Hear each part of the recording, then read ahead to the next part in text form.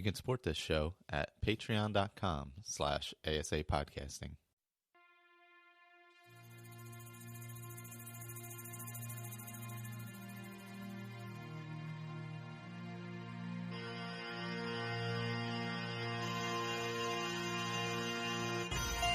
Welcome to a Skyrim Addict podcast, where I will discuss my adventures and misadventures through Skyrim.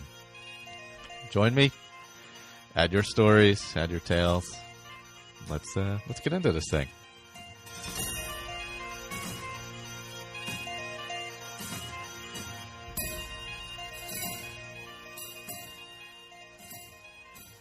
Hey everyone, just wanted to introduce this episode. It's going to be a set of lost episodes, starting with 38. I don't know how long episode 38 is. I haven't looked yet, so it may just be 38 or it could be more. But I wanted to let everybody know, Hearthfire Roundtable episode 2 will be on March 24th. There will be, before then, there will be a feedback episode, which the rest of the crew will be running while I'm taking a little break until the 24th. So I apologize for the audio here. I'm doing it on voice memo because I'm not down in my studio. Also, great episode on the Fallout feed, the Galentine's Day episode run by Shalene. And Sherry was on, of course. Sherry, been around the gang for a long time, around the crew here.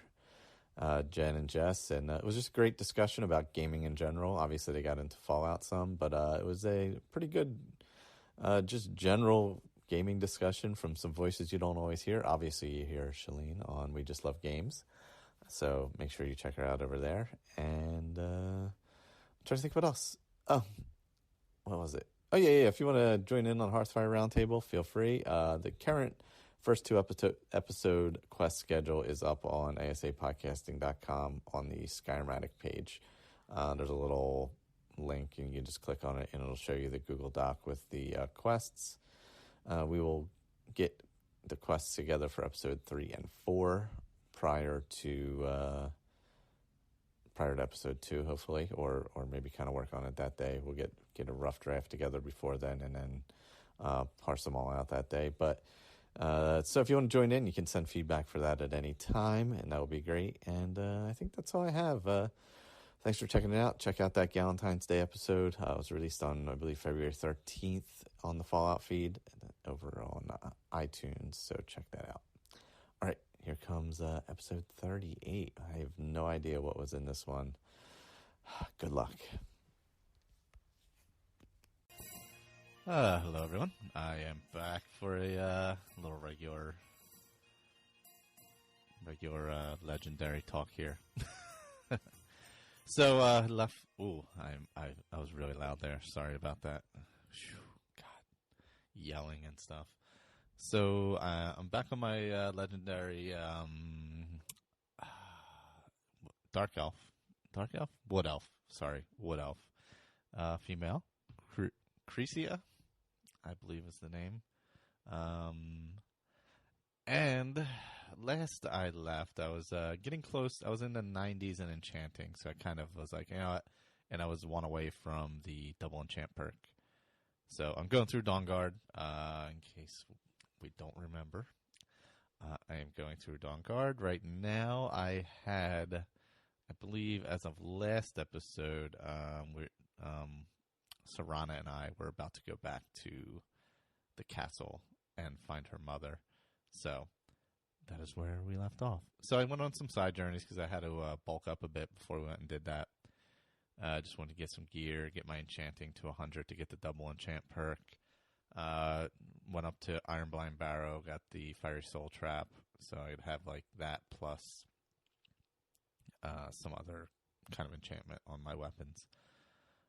Also, so doing that, went up, did the whole Ironblind thing, and like the way there was just nonstop vampire and dragon attacks.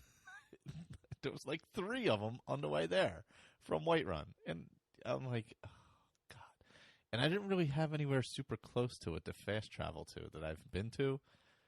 So I was like, I'll just run up there and I'll see some stuff along the way or whatever. Maybe pick up some gear, make some money, because I'm still making money. I only have like 20,000 gold, So like I'm not rolling in dough, so I still pick up stuff that's valuable and things like that.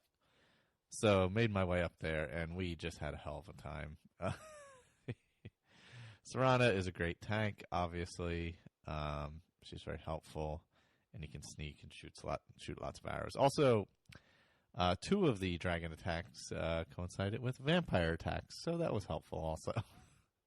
Because basically the vampires and dragons attacked each other, and so that worked for a while, and then, I obviously died a bunch in the middle of these things, but, it is what it is. So I made it up to Iron Blind, worked my way through there, got the Fiery Soul enchantment, which is on, it's like sitting on the back of a chair. Let me quick look up Iron Blind. I forget. I think there was a shout there also. But yeah, so we did that and worked my way back to Whiterun, got everything up to 100. I redid all my gear and put double enchants on everything, so I had less stuff. So I didn't have like smithing and alchemy gear. I just had, the joint gear where I could have the joint gear, things that you could enchant with both, things like that. Just redid all my gear. Put one-handed and archery on everything that I could put both on, as opposed to having switch back and forth, which makes it easier because now I can work on my backstab stuff. So, that's pretty helpful. So Iron Blind, you get to Iron Blind, there's people outside, and they're like, blah, blah, blah, blah, blah, blah. Yeah, we're going to go in too, blah, blah, blah. And they go in. You know what? Iron Blind, I didn't even fight a lot. I was just like, all right, suckers, later. Kicked on some invisibility and snuck all the way to the end. And I left Serana kind of in the dust, and she was fighting mostly. So then you get to the end, and you have to fight the warlord Gathric, which wasn't, I had to take a lot of shots and all that. There's like a big open area in front of you down the steps, and then he's across the way. So I just did a lot of sneaking and shooting, and I think I stayed mostly out of the room, actually. I believe you can sit right outside the room. I picked off the skeletons and then slowly picked him off, but at this point, I still had a single enchantment bow, so it took a little while. So I did all that, got my smithing up, got, looted that place, moved on. Went back, met with Gerard, cleared out the moldering ruins for him of some vamps. Did his mission. Then I headed off to... Then I was like, oh, you know what I got to do? I got to enhance the crossbow and all that. So I did all the quests for that for, what's her name? I can't... Jareen. Lots of ums this episode. So I did the enhanced crossbow one. We had to go to Ortheme, and basically there's some bandits there. You get the thing. Then the Red Rens for the Firebolt. Then to Robber's Gorge for the Ice Bolt. Then the Rift Watchtower to get the Shock Bolt. Dwarven Crossbow was in Swindler's Den. And the enhanced Dwarven Bow was in, or Dwemer Bow, I'm not sure what they call it, was in White River Watch. So I did all those, and then I realized, after I smithed everything up, that I do not have the Dwarven Smithing perk. So my regular enhanced crossbow was better than the Dwarven one. So, alas. But I do have that now. I just picked up that perk. I was like, yeah, I might as well have it if I'm going to have the Dwarven gear, because then I can make the bolts and all that kind of stuff. So did all that, got everything I wanted, redid my bow. I carry an Elven bow with Fire Soul Trap and Shock, as well as a crossbow with Fire Soul Trap and Shock, because I'm still making the Elven arrows, so I have like 500 of them, and I'm going through arrows like water. So Serana and I head to the Soul Cairn, cruise through there, shooting up bone men and stuff, getting soul gems, just like manna from heaven, soul gems everywhere. Doing some black soul gems on those lightning rods. And then we make it all the way up to, I did get Arvak also while I was there, the horse. I returned to Skull. I just happened upon the I was like, oh, there's that little, I don't know, like little stone thing where his skull's in the center of it, and then they all turn to bone men. So I ran and hid and turned invisible and let Serana start attacking, and I was hitting them with arrows from afar. But anyway, so we go get to her mother.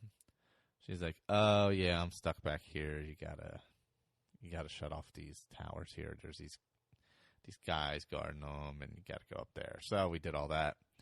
The first one didn't go well, and after I beat him, we were running to the next one, and I got killed, and I forgot to save, so I had to go battle him again. But the first one I went to was the one that is separated from the ground, where you got to jump on that teleporting pit, and it sends you upstairs. So, afternoon coffee.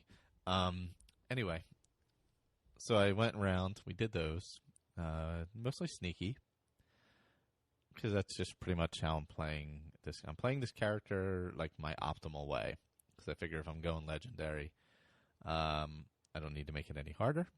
So, and actually right now I'm getting to a point where I'm doing some pretty good damage with the bows and stuff, you know. I'm like a level 45-ish total. You know, I got 100 enchant. Pretty leveled up on the things I use decently, like 70s, archery, you know, one-handed I'm like in the 50s.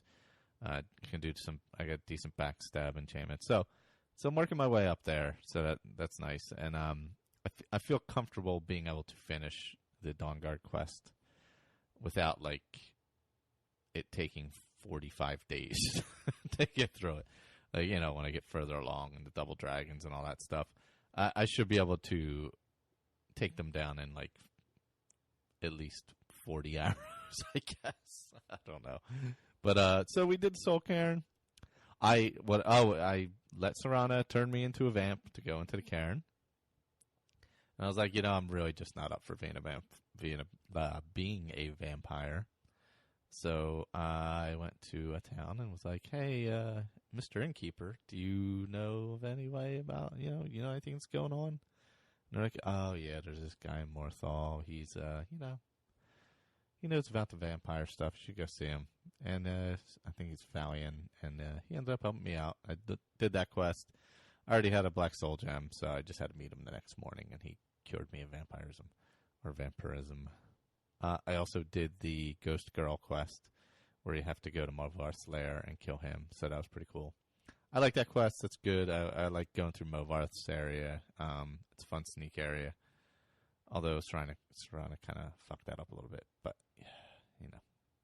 She does that once in a while, but that's okay. It's okay. She's helpful. I'm liking her better than I did in the past. I don't know why. Maybe I'm thinking of Lydia, who really screws up and runs in front of stuff. But, although Serana does, like, incessantly talk while you're, like, chopping wood or things like that, she'll, like, ask you over and over, is there anything you need? Is there anything you need? Like, no, I'm just, you know, making arrows over here. Don't really need anything.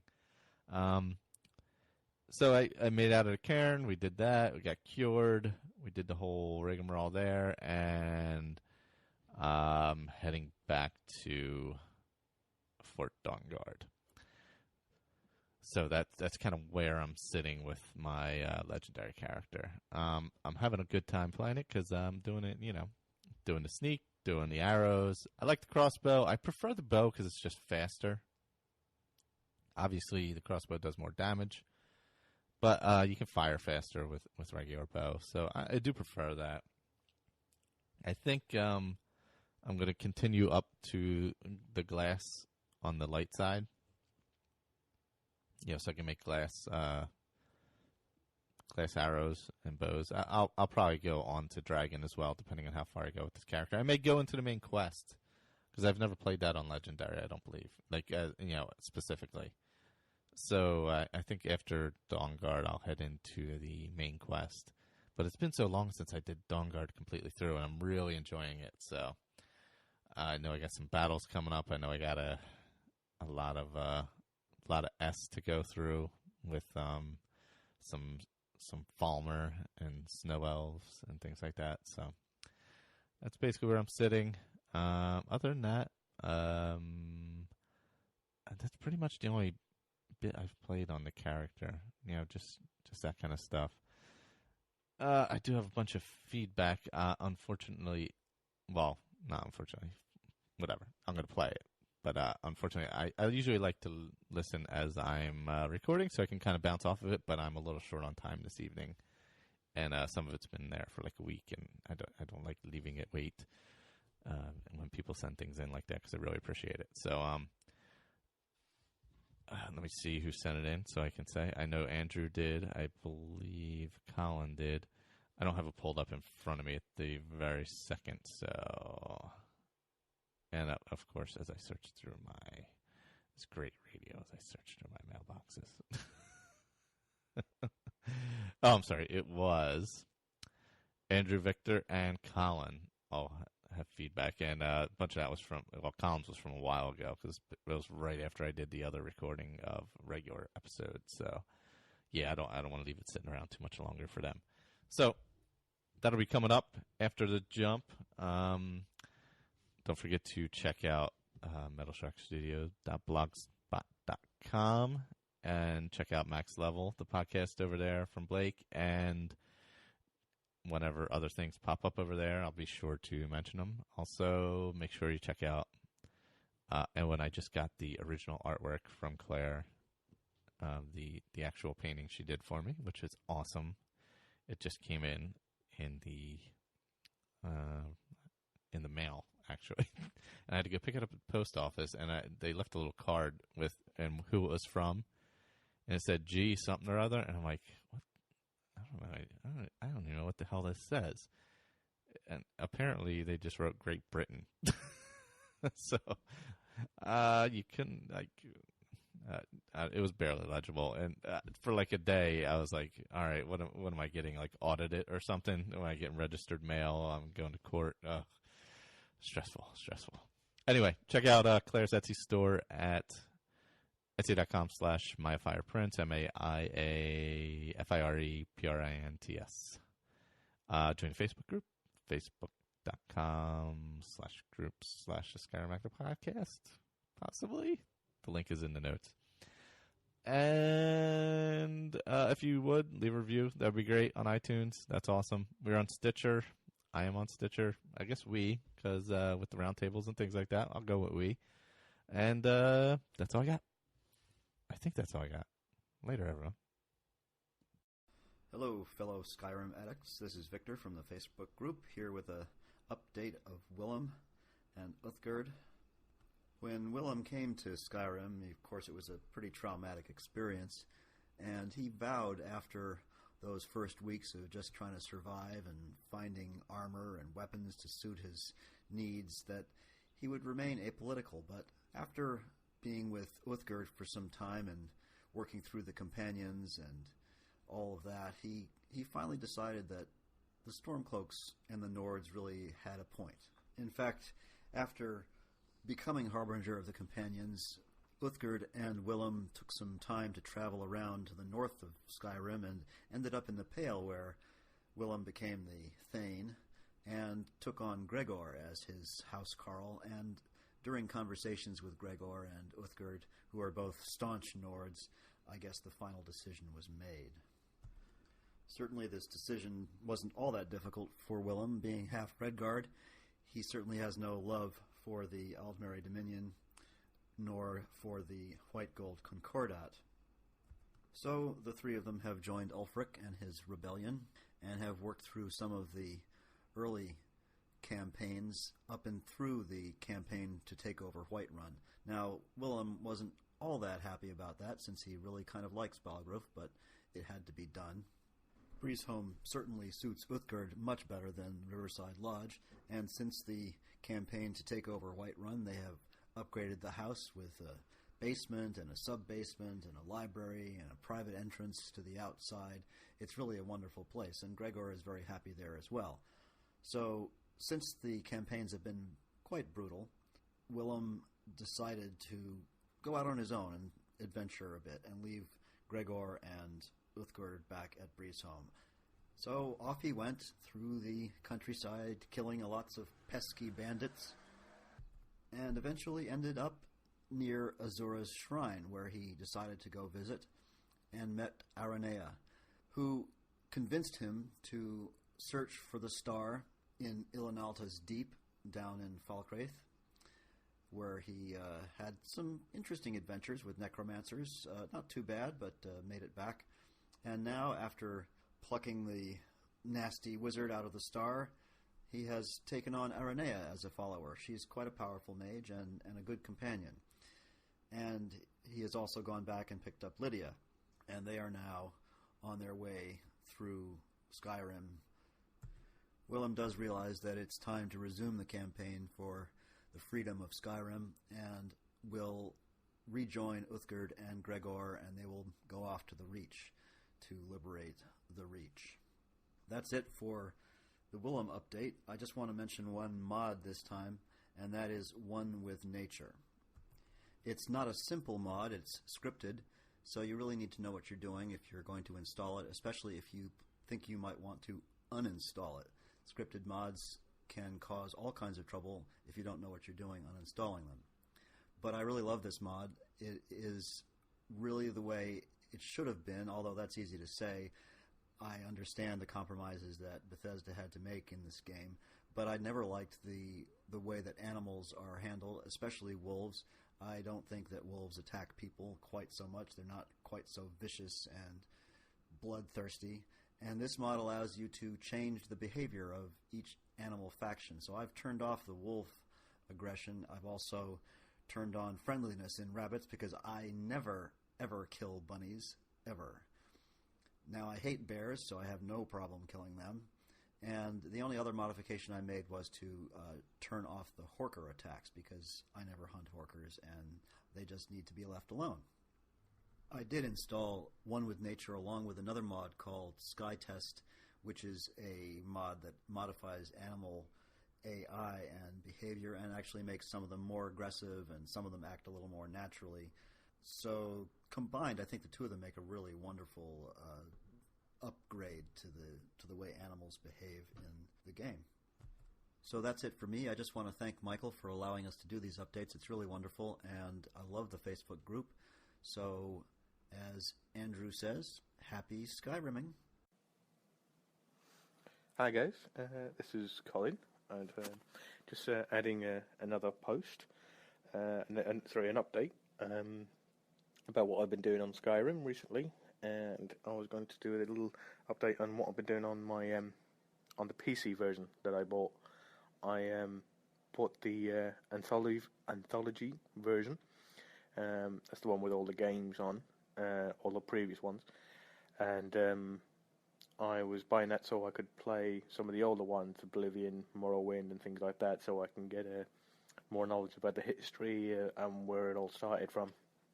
I don't know whether you can play the other games, but like the very first one, Arena or Daggerfall, but I to be truthful, I haven't tried. I bought the version as well, so I actually asked some advice from the guys in the group that if I bought that anthology version with all the games on, quietly, dear.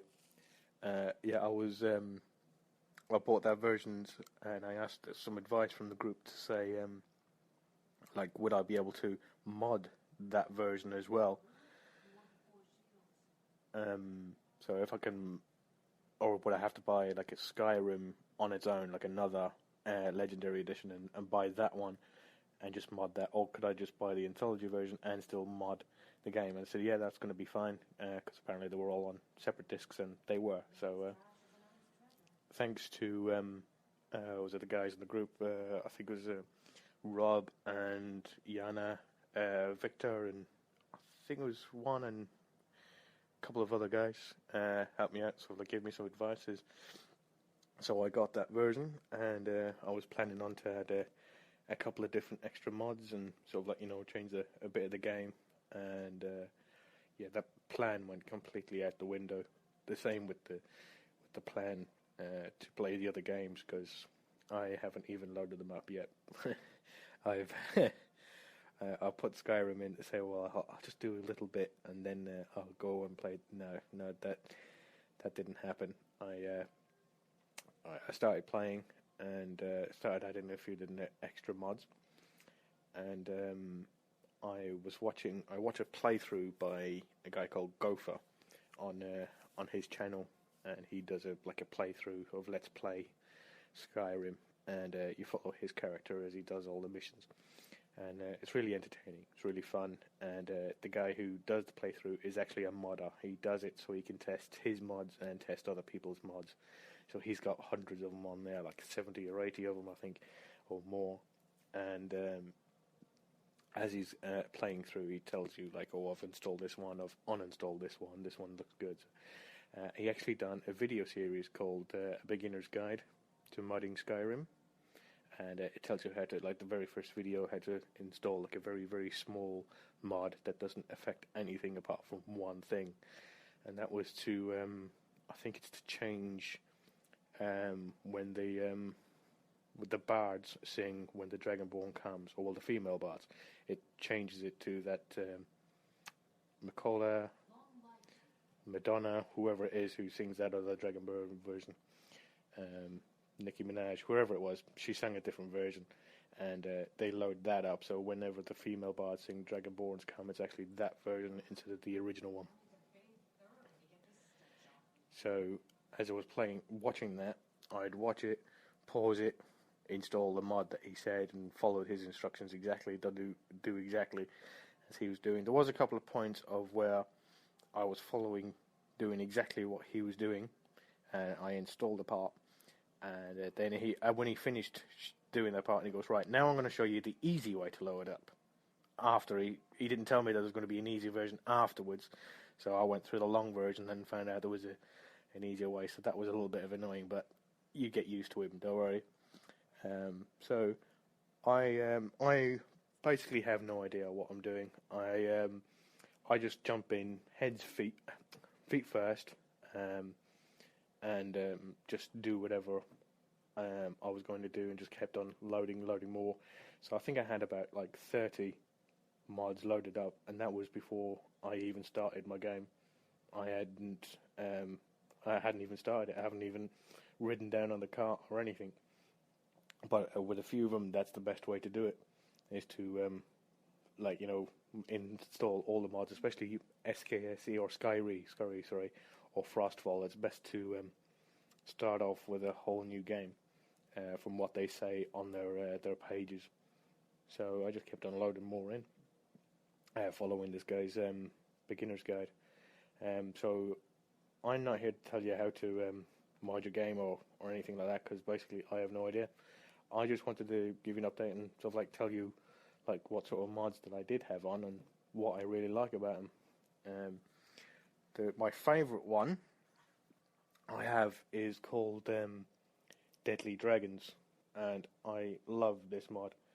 It is great because that was one of the things I really hated about my Xbox version, was how my biggest memory of my first character was out near Stonefalls in the Rift. You have that dragon that you have to go up through the mine, and once you come out from the mine up to the top, you go up and you kill this dragon, and it's right near Stonefalls. So I'd done that. So this is my very first character, my very first playthrough. So I don't know that you have to go through the mine to be able to get to him. So all I see is the dragon head on the compass. So I'm running around the side of the mountain trying to jump up to get all the way. So I finally managed to get up the wrong way, coming in behind him. And so it's a big old battle, sort of like, trying to kill the dragon. And I do. We eventually get him, we kill him. And again, I still don't know which way I'm going, so I don't go through the mine. So we end up killing the dragon. We got that done. It was like, yes, we got it done. So then I jumped down the side of the mountain, go through Stonefalls. Hi, how you doing? Walk down, and then as you're coming out of Stonefalls, you're heading north, I think. You have that tower that's on the right-hand side, and you've got a load of dead Stormcloak soldiers everywhere. And there's nothing around. There's no find. They're just all dead already when you arrive there. So I was like, oh crap, what's going on here? Am I going to get a quest or anything like that? So I walk over and I search the first dead body. What do I find on it? But an amulet of Talos. Now I thought this was the greatest thing. I thought I found the mother lode. I was like, oh my god, shouts 20%. Oh, this is going to be awesome. I'm going to be able to shout people like, every 10 times a second. Wow, this is going to be brilliant. I can get that, was it Blessing of Talos? That's going to make it 40% quicker. Oh, this is going to be awesome. So I grabbed it. I looted the place. I was like, yeah, woohoo. Yeah, Lydia, let's go. So run down, walked around the corner straight into a bear and 3 shots and he killed me. And obviously, no, I didn't save. No. So I respawned. I had to kill the dragon again because I didn't go through the mine, so I didn't auto-save. I didn't save after I killed the dragon. I was back miles away, and ever since then I have hated bears, and I have hated the way that I could kill the dragon, and I couldn't kill the bear because he had surprised me out of nowhere. He came rush him to the side and just hit me, and by the time I could get my weapons out, couldn't do anything. Lydia was too far away because she was excuse me, was too far away because I was running. So yeah, I died from a bear after killing a dragon, and I lost my amulet of Talos. I think I had to play like another 10 levels before I could find another one because, as I said, it was my first playthrough. So ever since then, I hated bears, and how bears were just as tough, or sometimes even tougher to fight than dragons, and it was really annoying. So when I watched Gopher's playthrough and he was showcasing this mod called Deadly Dragons, I knew one day I would get a PC, I would get Skyrim on the PC and I would mod it, and this would be one of the first ones that I would install, and it was. And it is awesome. It's brilliant. When you fight dragons, you've been in a dragon fight. They're probably now, I'd say, 10 times tougher. Probably about 20 times tougher than any bear. And you've got loads of settings, so you can change the presets. So you've got vanilla, which is the same as your original version, so whatever you've got it set on. So if you've got it set on, like the game, Adept or Expert or Master, whatever you've got it set on, that's what they will be set to in the vanilla version. But they did seem a little bit tougher, but not that much tougher. And then you've got Expert, and after that you've got Insane. So they are the toughest. That's the toughest second setting you can have. And if you click on vanilla, then the attributes that they get, so they'll get 0 armor, no special extra stuff, and then Expert to get a little bit extra stuff, and then Insane they're loaded up to the absolute max, which I've got it set. So they've got plus 150 armor and 150% health and 50% magic resistance and everything like that. Then you've got these special ones of where they become 50% more resistant to stagger. So when you have a shield and you bash them in the face, they don't feel it. They don't bounce back as they usually do. They just ignore it and then sort of like whack the hell out of you. You've got also one where it's if a dragon lands close to you, it will send you flying like you've been hit with Fusroda and you can't get up. You have to wait until he sort of like discombobulates and sort of like realizes what the hell's got to get up, shake his head and go, Hut! And so that's and then you get staggered when they take off if you're too close to them.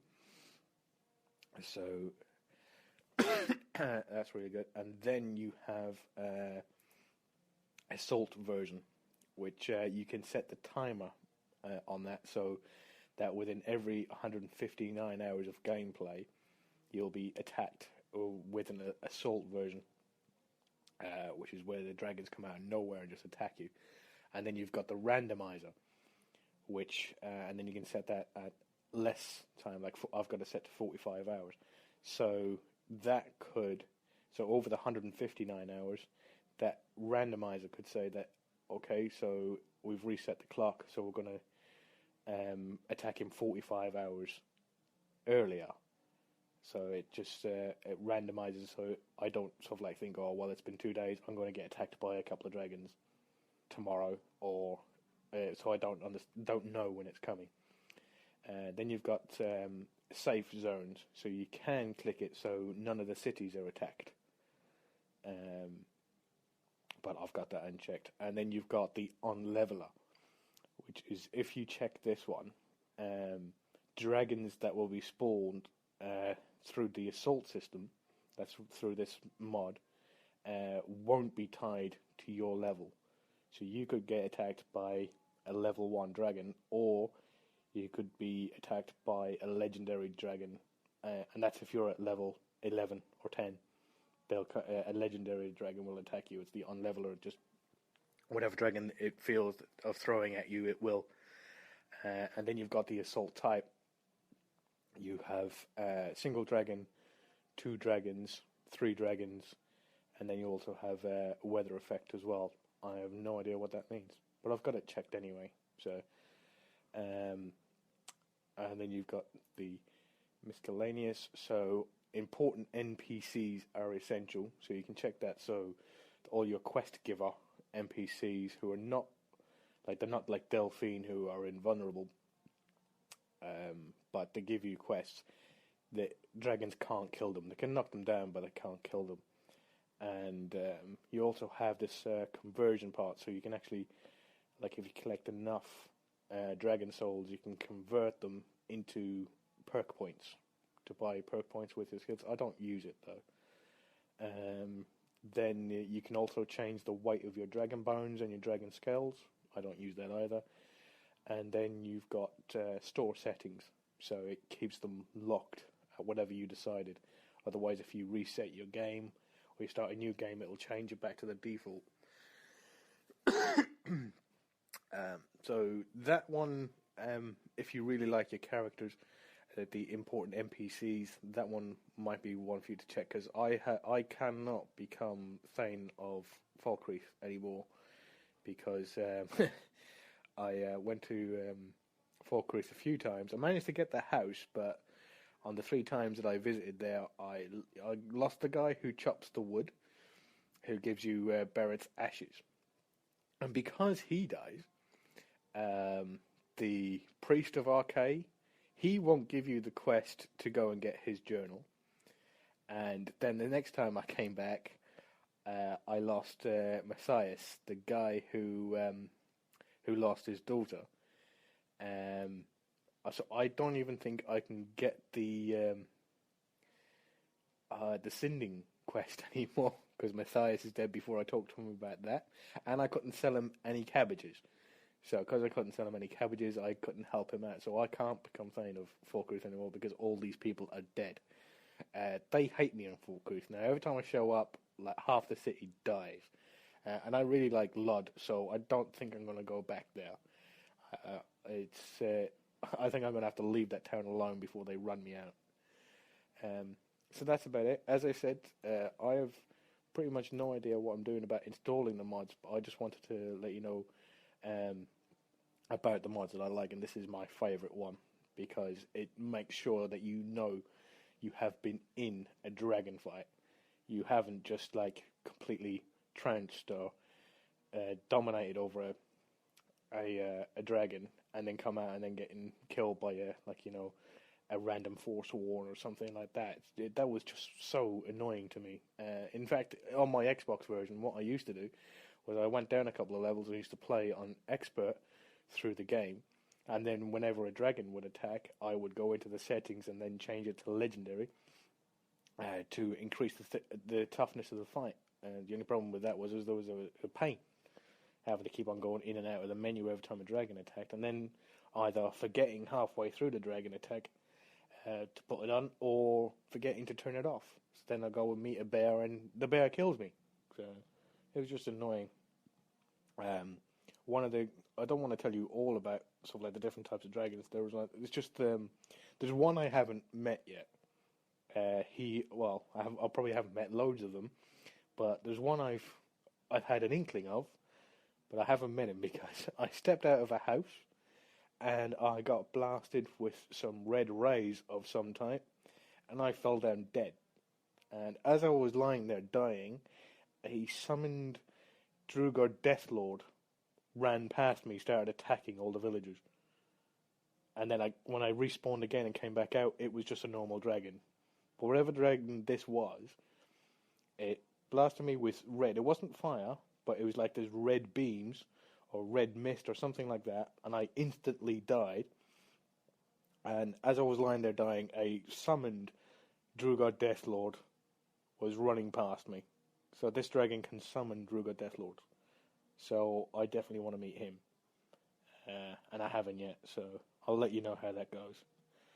Alright, thanks guys, and I hope to see you in the Facebook group, or look forward to listening to your feedback.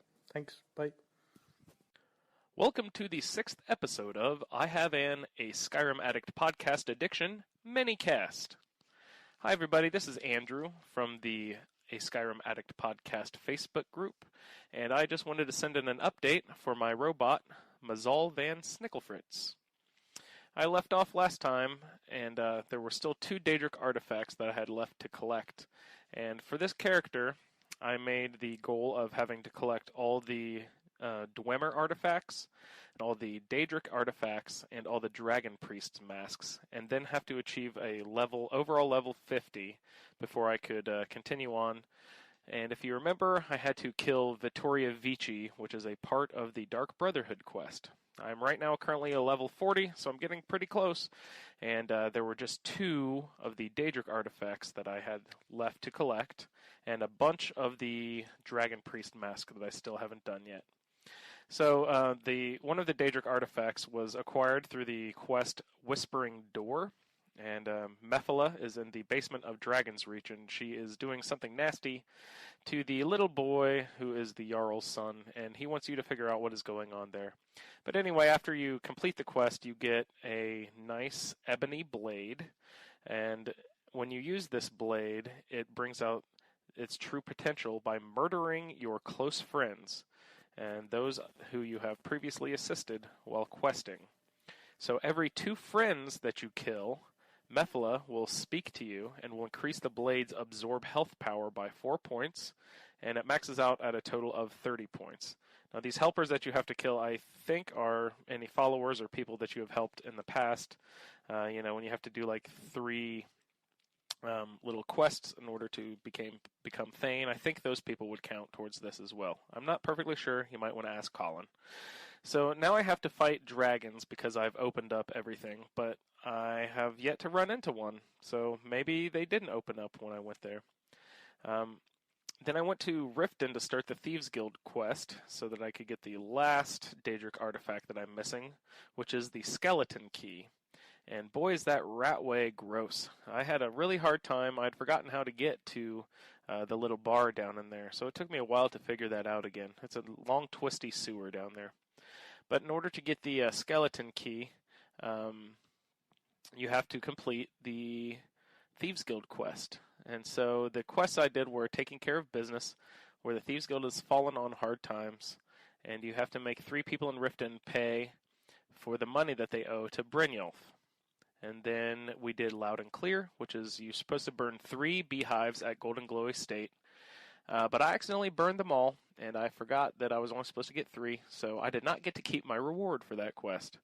After that, we did Dampened Spirits, where you have to poison Sabjorn's mead.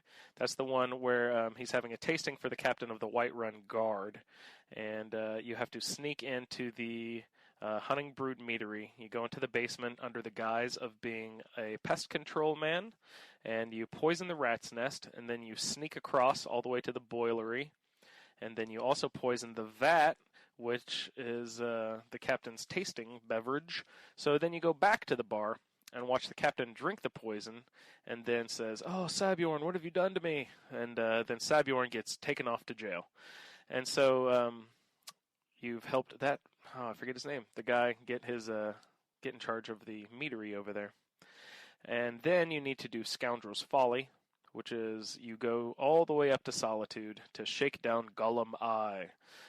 He's an Aragonian that you find in the little shop there in Solitude. But you have to follow him into the East Empire Trading Company warehouse eventually. But he asks you, before he'll tell you anything, to go retrieve some firebrand wine from the Blue Palace, which was easily found just on the left side of the staircase that goes up there. And so once you bring that back to him, he will start to give you a little bit of info here and there about the Golden Glow estate, but really doesn't want to give up the main bit of information. So now you have to shadow him and follow him.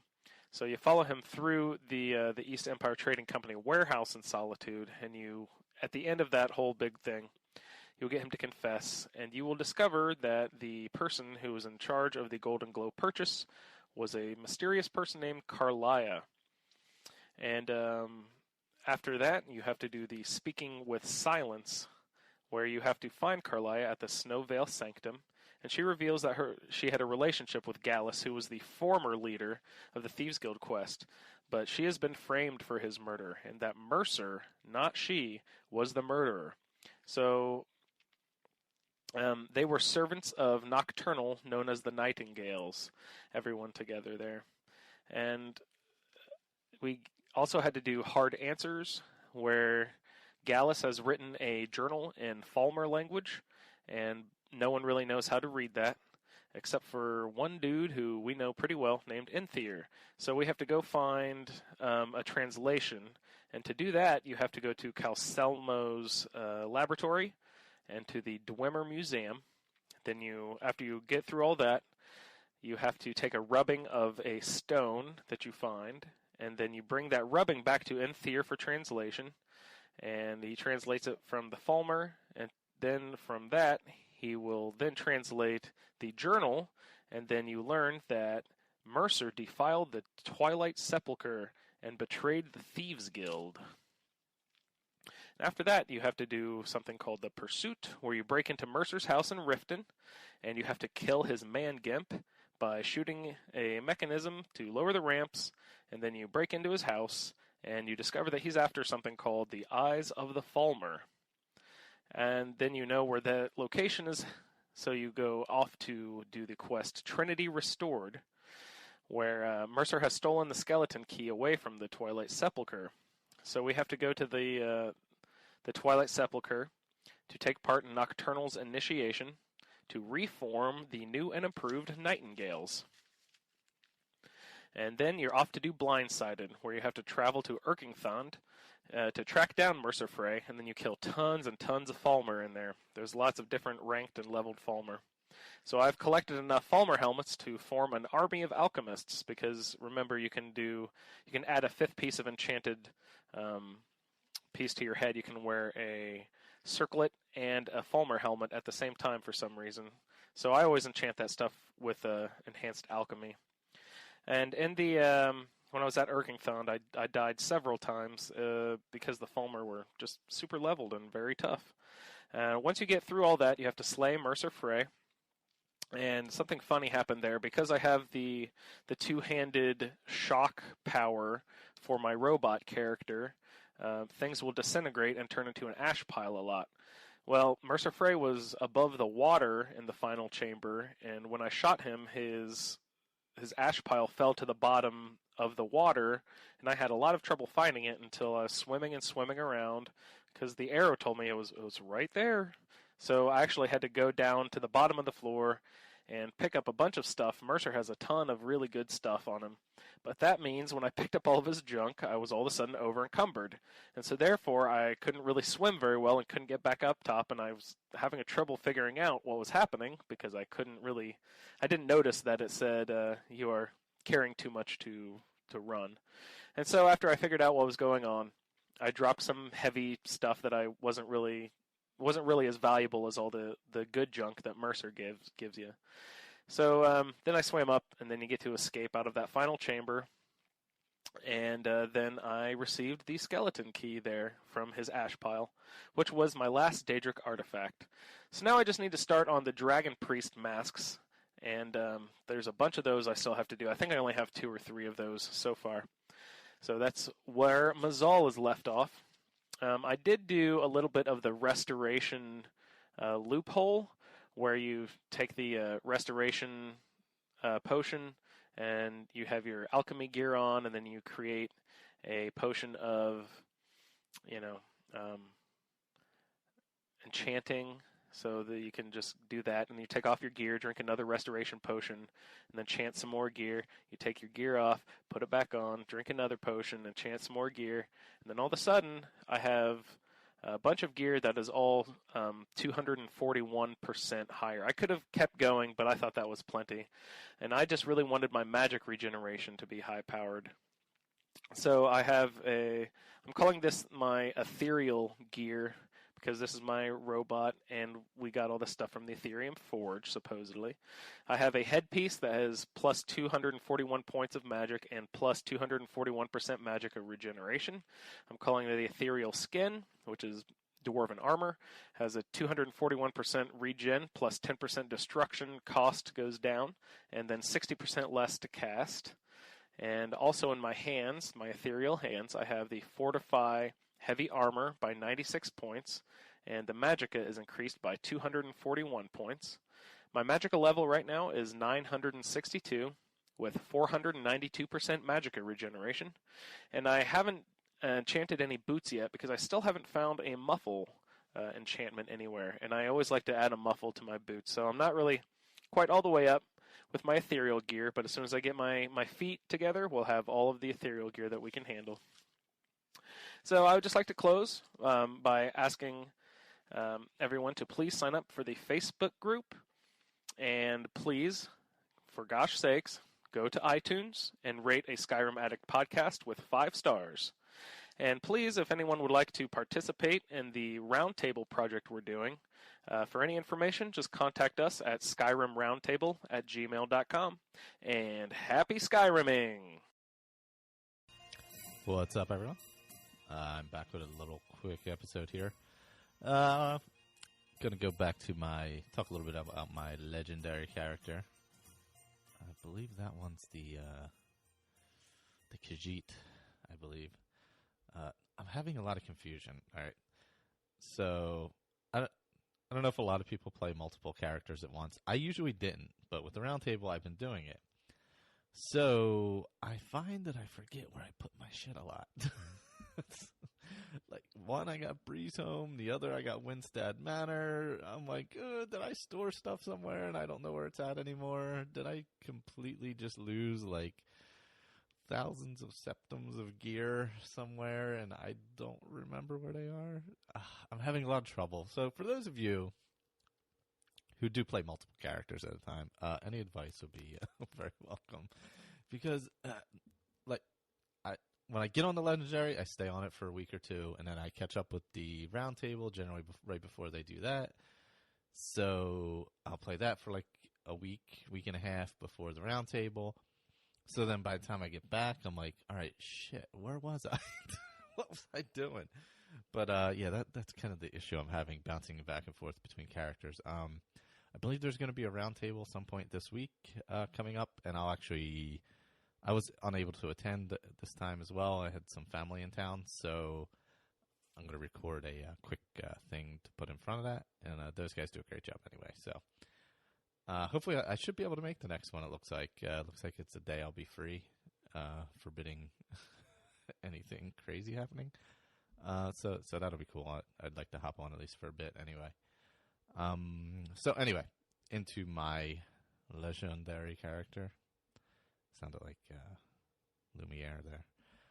Anyway, onto the legendary character. So I'm traipsing through the Dawnguard storyline.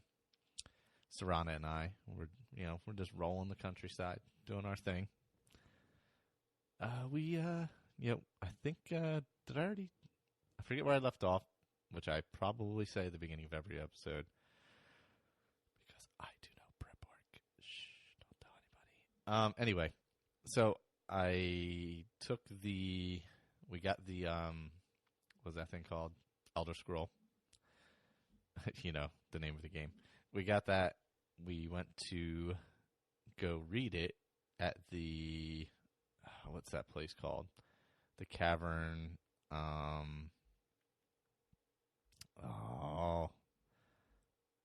what's the name of that cavern? I forget. Anyway, we went to the cavern and read it, where all the butterflies are and all that. And then the vampires attack you, et cetera, et cetera, et cetera. So I've done that, and now her and I are off to get Ariel's bow. So, let me click open Unseen Visions real quick, because that'll tell me. Oh, okay, yeah. All right, so you get the one of the Elder Scrolls. You got to go read it. I think you got to read the blood in order, like blood and then something else. So you have to go to Ancestor Glade, which is a really cool cavern, actually, with all the butterflies. Really cool looking inside. I kind of wander in there randomly at times and forget that it's part of the Dawnguard thing, and nothing really goes on in there if you wander in there randomly. Just butterflies flying around, but a lot of good alchemy ingredients, a lot of good flowers, things like that. So if you are in the area, just go pick some stuff. So anyway, go to Ancestor Glade. You got to get you'll look down below. There's some light. You get the draw knife from there to be able to get the bark off the tree. And then you use the bark to attract the butterflies.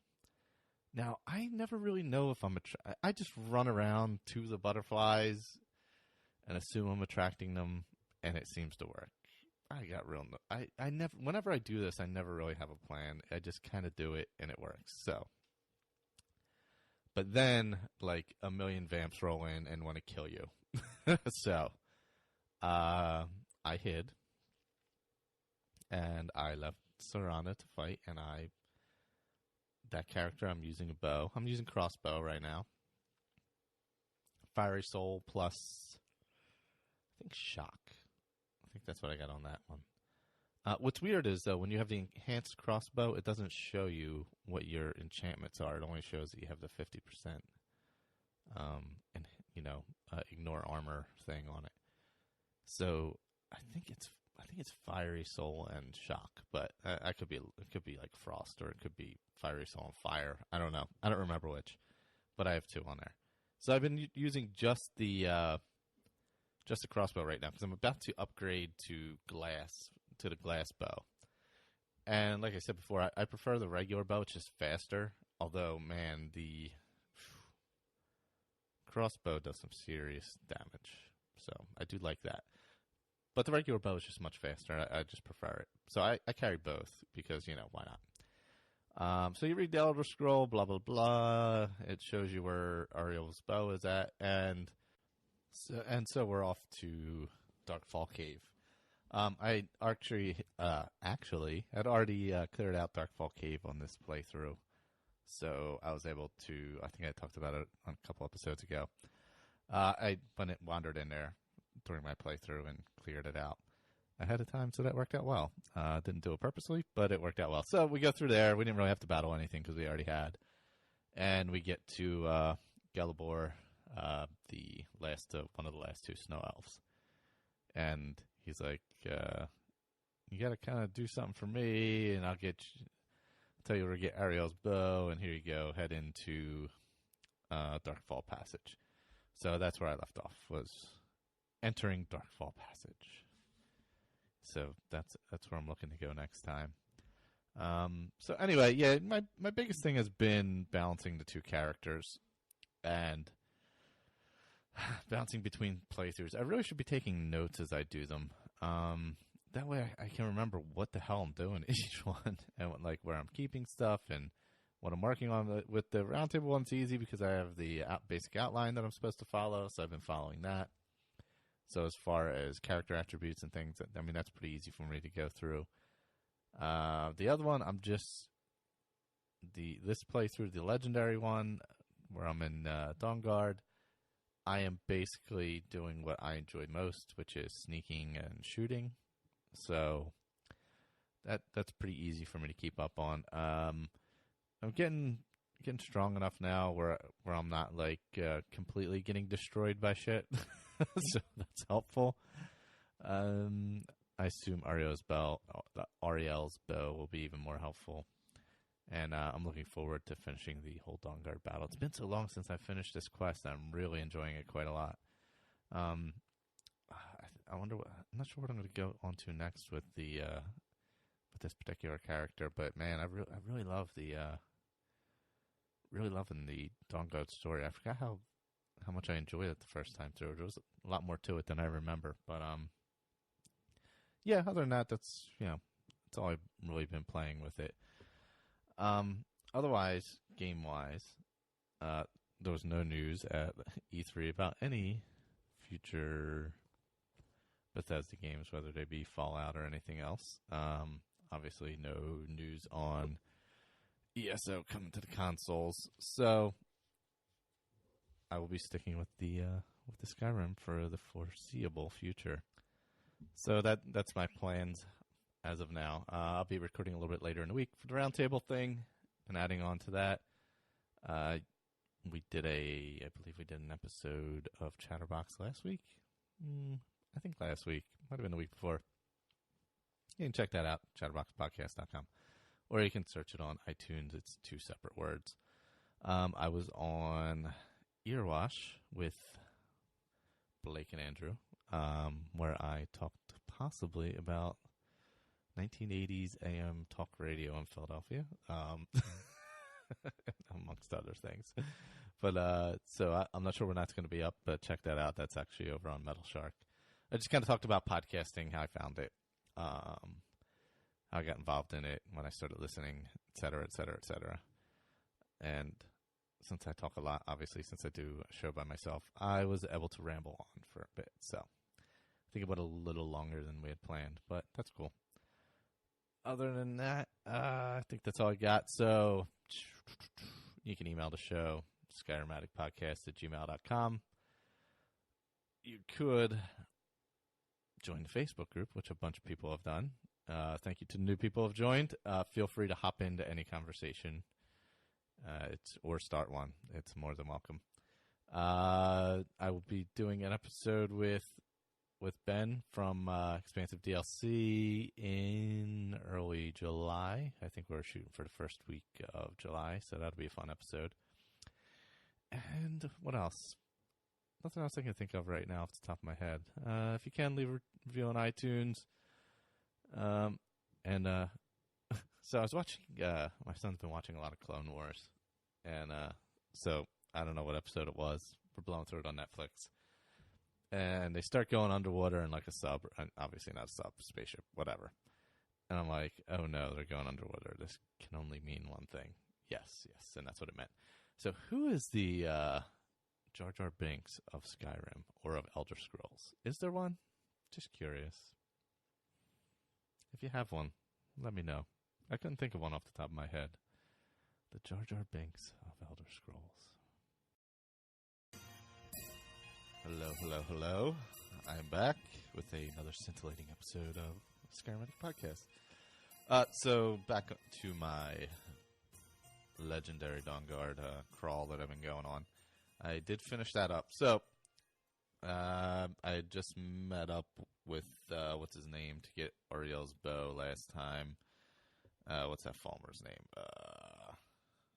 At Darkfall Cave there. Anyway, so I met up with him and headed into the portal after filling the ewer, and then started doing the whole crawl through Darkfall and the Forgotten Vale and the cave. Sharp Slope and the Glacial Crevice. So many Falmer. I really like the look of Darkfall. It kind of has a Blackreach feel to it. And you get the Vale Deer and the Vale Saber Cats, and I think those are the 2 Vale type creatures that are in there. They just have different pelts. I was hoping it would be something cooler with them. Maybe, they would add a little more to it, but that doesn't happen. But it's still different pelts, so that was pretty cool. Serana and I crawled through there. Pretty much archery. I was a strict archery character. Not really many one-shots I was able to do. Still, I think I ended up finishing up the character around level 49. So, most of the higher level Falmer, like the Warmongers and stuff like that, had to take 2, 3, 4 shots. So, a lot of that I did from up high, sneak around. So dark in Darkfall, obviously, because of the name. Oh, and there's another thing. Don't go down the waterfall. Or no, that was that was after I got out. Sorry. So anyway, I get through Darkfall, fill the ewer at the end, go and you come out into the sunlight into glorious Forgotten Vale. I really like Forgotten Vale. I wish there was a little more there, maybe a few more caves and stuff to hop into and do some extra stuff with. But overall, it's been quite a while since I completely finished Dawnguard. So I had forgotten exactly, everything that was there. And, of course, I missed the first way shrine when you come out and you go, down into the valley. And yeah, I missed that and had to come all the way back. But that sucked. Yeah, that was great. Anyway, so we'll pretend I went to it first and took care of that one and then went up in the mountains and got to the other ones. But once again, I use the oral shout quite a bit with this character because I do an archery, so obviously it makes it a little easier. So you're creeping through the Forgotten Vale. There's some Vale deer, et cetera, out here too, and the saber cats and all. And the frost giants. The frost giants are pretty awesome. They reminded me of the giants in Game of Thrones. So I may have talked about this. I hope not. But yeah. So I finished through that. I collected some of the paragons, or actually I got all of them. There's 5 of them. The amethyst, diamond, emerald, ruby, and sapphire. You come up over the one peak, and there's a little ruin down below. And you're like, oh, what's this? And there's a frost giant across the river lake from it. So you kill him. I felt really bad killing him because they're kind of majestic looking. But anyway, you kill him. You take the paragon. You stick it in a thing. And it opens a portal to a different place. I forget which one I got first. It might have been Emerald or something like that. No, I don't think it was. It was probably the Amethyst one. So, and then that lets you into an area above Darkfall Grotto, which is pretty fun. You're way up high in Darkfall. And you're looking down on everything. And if you break out the Aura Shout, Aura Shout or whatever it's called, you can see everybody running around down below. And if you have some excellent archery skills, you can pick some stuff off, even though you've already been through there. But yeah, no, that was fun. I did that. Sat up on high, picked off some Falmer, picked off some veiled deer and such. I went and specifically wanted to get all the paragons, so I went and did that as I was going around. So I did finish all 5 of those. And it's just it takes you into little sections of Forgotten Vale and Darkfall Passage that you can't get to otherwise. With, some good gear and stuff like that. Good swag, I guess. But, yeah, so I got through there, got to each of the way shrines, and made my way to what's his name's at, Verther, or Vyther, however you say it, the other Snow Elf's brother. The brother of Gelibor. So I get into he's got all the frozen Falmer and Charas, and they're all floating around in there. If you take something off of them, they will come back to life. So I did that, obviously, a few times just for fun. And then you get into his room, and I died a few times here, but it was a little tough on Legendary because I haven't really put much into health either, which is weird. But because I'm playing such a ranged character, I didn't really worry about it. So I got some magic, so I can do some conjuring. Oh, you know what I have? I have the Storm Atronach staff, which I use quite a bit with this one because they're pretty tough. So we get into his area. He's sitting on his throne. He's like, blah, blah, blah. I'm going to kill you, whatever. So he unfreezes his little frozen Falmer and Charas and stuff like that. So you got to battle them. So what I did was I would sneak and hide, of course, and shoot them with arrows. Have the enhanced Dwemer crossbow and lots of exploding bolts that I've been buying. Ice, fire, and shock, and also some Dwemer bolts that I made. Lots of those. So I was doing a lot of shooting. Lots of hiding, because if I get hit one time, I'm dead. So we're going along good. I got most of it down, and then he brings the roof down, and I get hit by a chunk of rock, and I got to start all over, because I forgot to save. So I had to start all over pretty far back and do this all again. So Serana and I get through that. He like blows the roof off the joint, and you're out like in the Vale pretty much because everything's all wide opened up. And you have to go attack him again. He says some stuff. He tells you a story, or quick story anyway. And Serana realizes he's a vampire. That that he's been infected by the what are they called? The betrayed. He was infected by the betrayed. So then Ariel turned the back on him, and he's out for revenge. So he's the one who actually wrote the prophecy that Harkin is following. So anyway, eventually end up defeating him and get Ariel's bow. Also got Ariel's shield. I think Ariel's shield is in one of the Paragon things. I'm trying to remember. Ariel's shield. Let's see if I can find that. I'll have to look it up. Yeah, I think it might be. I'm not positive, though. It's kind of a good question. Anyway, so you get through that part, and then you got to take Ariel's bow, obviously, to go defeat Harkin. So I went back, geared up, Serana and I geared up. Oh, quickly, about the Forgotten Vale. Okay, so you get to this one part. I forget where it's at exactly, but you're down in a valley, in one of the valleys between the mountains. I'll talk a little bit about the Forgotten Vale now. Skip around a bit. But anyway, that was the gist of the story. You see this waterfall, and you're like, wow, wonder what happened. Oh, I just fell in the water and went down the waterfall, and now I'm falling through every goddamn cave in Darkfall and all the way back to the fucking beginning. That was fantastic. Yes, I did that. So, fortunately, you can get to that first way shrine and then get back to a relatively close one, which is what I did. So, don't go down the waterfall when you're in the Vale, because you'll just go back to the beginning.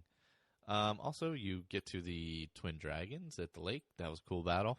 Pretty tough. Used the Storm and Serana as my tank, and once again, shot arrows everywhere. That was basically what I did. It took a while. We battled, but we got through that part. Ariel's shield, it's on, okay, yep, you gotta use the Ruby Paragon. That's what it is. So I picked up Ariel's shield. I did not use it, obviously, because I'm shooting arrows. So Serana and I, we go back to Dawnguard, we let them know what's going on, and we make our way up to the castle to go visit Mr. Harkin. So you got the epic castle battle, you're rolling through, the gargoyles start popping as you're walking in. I laid back, obviously, shooting, because that's what I do. And then I went into battle Major Harkin, and that was not an easy battle. I was shooting him, I think at first I was shooting him with the crossbow, but I think you have to beat him with Ariel's bow. I'm pretty sure. Because I could not beat him. I kept getting him down pretty close. And then he would rejuvenate his health. And I'm like, son of a bitch. So I shot a lot of arrows. So, let's see. Do you have to use it? I'm not sure. I don't know. But I did use it. Let's put it that way. Once I used Ariel's bow, then I was able to eventually beat him. So, I started out using the crossbow because it was knocking more health off of him than the other, but then I eventually beat him. So I really enjoyed the Dawnguard legendary playthrough quite a bit. But I did close out that character. I did a little more. I also did all of the Radiant quests until they started repeating themselves. I did the Forgotten Vale book quest. I ended up finding all of those, all 4 volumes, and took those up to what's his name? Urag, up at the College of Winterhold. He gives you, I think, 1,000 for each of them. But, and he also translates the books from Falmer language into something you can read. So I did that. That was just, little fetch and return quest kind of thing. I did pretty much all the Radiant quests, though, because they started repeating. Once they started repeating, I was like, all right, think we're done with Dawnguard here because let's see. You go to one of the courts. What's it called? Oh, Jarl's Justice. You find there's a visiting advisor who you have to take out. Ancient Technology, I did all those. That was for the crossbows, to enhance the crossbows. Bolstering the ranks, that was early on. Cleansing the Light, just kill a boss of a vampire lair. Hide and Seek, you got to kill a vamp who's pretending to be a regular citizen. Hunting the Monster, just normal, go find a vampire somewhere, kill him. Jarl's Justice, did that. Lost Relic, there's 3 of those. I did those. The one, though, was in, was it Tovald's? And that was, I forgot how long that was. And there's a shitload of Falmer in there. So, Sarah and I went to Tovald's. I believe that's how you say it. Or Tolvad's, whatever it's called. And we go sneaking in there. And there's all those multi-level caves where you can kind of get lost and shooting across the waterfall. So I used the Arl Whisperer. I used the bow. I used her. I lost her for a while. I got killed by one of those giant claw traps, which was awesome. Used a lot of crossbow. I had my glass bow. I preferred that. It was just faster than the crossbow. So I found it, it just draws faster. So even though it's not as much damage, a lot faster shooting. And some of the Falmer, even with the crossbow, were taking 2-3 shots. So then you get to the end of Tovald's or Tolvad's. I forget what it is exactly. And there's like this, like a little underground lake. To the left, there's a Falmer. To the right, there's a little Falmer hut. Their center, there's like a little circle with a bridge going across the water. Man, I died a few times right there. I don't know why. I always have trouble right there every time I go into that place. But I used Serana again and used my Storm Atronak staff and took care of that. And that's where one of I think it was like the Rune Hammer was in there, or maybe it was the shield, the Rune Shield, one of the Lost Relics. But that was the most memorable of those. You get the preemptive strike, which is you destroy the vampire before it turns its allies, and then rescue where somebody gets kidnapped. Those were mostly most of the ones were at like bandit places I found. That just happened to be where most of the rescue stuff was, or preemptive strike. Last one I think was Halted Stream maybe, and it was Lucia was kidnapped, so I went and cleared her out. So I ended that character. Once I did all those, I did Dawnguard, and I was happy with that. And I was going to go on and do the main quest, and I was like, nah, because I had an idea for a new character that I had thought about, and I decided to go ahead with it. So my new character is the Vegan Warrior. And so this character will not use or smith any weapons or any potions or any gear that involves animals in any way. And the way and the only caveat I have put to this is magic created animals. So like the familiar obviously is not an actual animal, it's just magic created. Or like a Frost Atronak, or I don't consider them as animals since they're magically created. Trolls, dragons. I'm not even starting a dragon quest on this one. Trolls, dragons, whatever, saber cats, horses, whatever else. All animals. I'm killing all hunters I come across. All hunters die first. I'm a little bit into this playthrough. Just started it yesterday. Didn't do a whole lot. I went to the college first because I figured I'm going to have to do a lot of magic because I'm only wearing... I also found that I did make a mistake and I killed a spider the one time. So that was an accident. Just natural reaction because you're used to doing that. So I'm really building up my illusion so I can either fear or calm the animals as they come at me, which is quite helpful. I've used that a bunch already with what was coming after me? I think it was just some spiders and stuff. So I feared them, and they ran away and things like that. So I started the College of Winterhold because I figured that would be my best course of action. I'm going to be thieving. I'm only wearing the black robes because I did look at the other. I'm not even, like, my rules for this character are he won't even use the weapons that had. So not only will he not smith them, he won't use them. So I can't even pick up and unenchant, learn the enchantments from a dagger. I can have bows and arrows because the bow you don't need leather to make, and the arrow you don't need leather to make. So I've made it a little more difficult, but a lot of magic, a lot of illusion.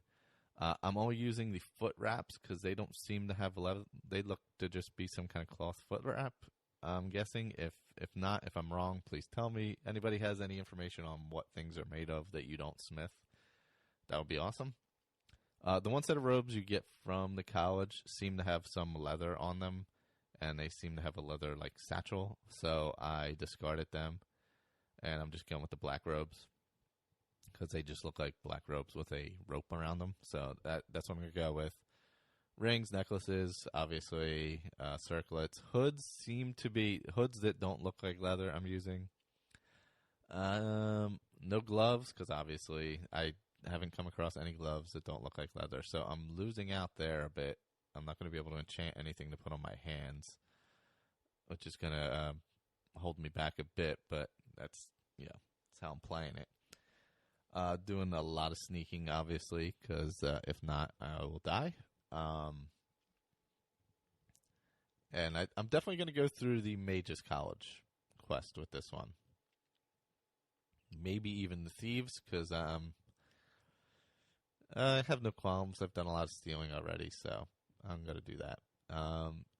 Lots of food, because so here's an example. Like when I'm not even picking up stuff, which is weird. I'm not picking, so it's hard to make money too. Because I'm not grabbing potions or anything that I find on the shelves because I don't know what ingredients are involved in making them. So the only potions I'm using are ones that I make because I know what ingredients are going into them.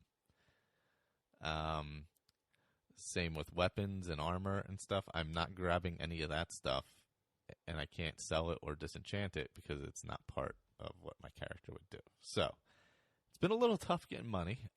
I'll admit, struggle along. Usually I have a lot more money by now. One thing that is good is I'm not becoming over encumbered anytime soon. The only thing I'm pretty much picking up is food items, fruits, vegetables, wheat, things like that. So that's going to be a fun playthrough. I'm super excited to do that. That's kind of what I'm, I don't know. I thought of the idea just off the top of my head, and I'm like, I think I'm going to do that. So I think that's kind of what killed my passion for playing the other character that I just ended, the Dawnguard character that I just ended. So, Vegan Warrior, my new character, going to be rolling with the Dark Elf. It's a Dark Elf.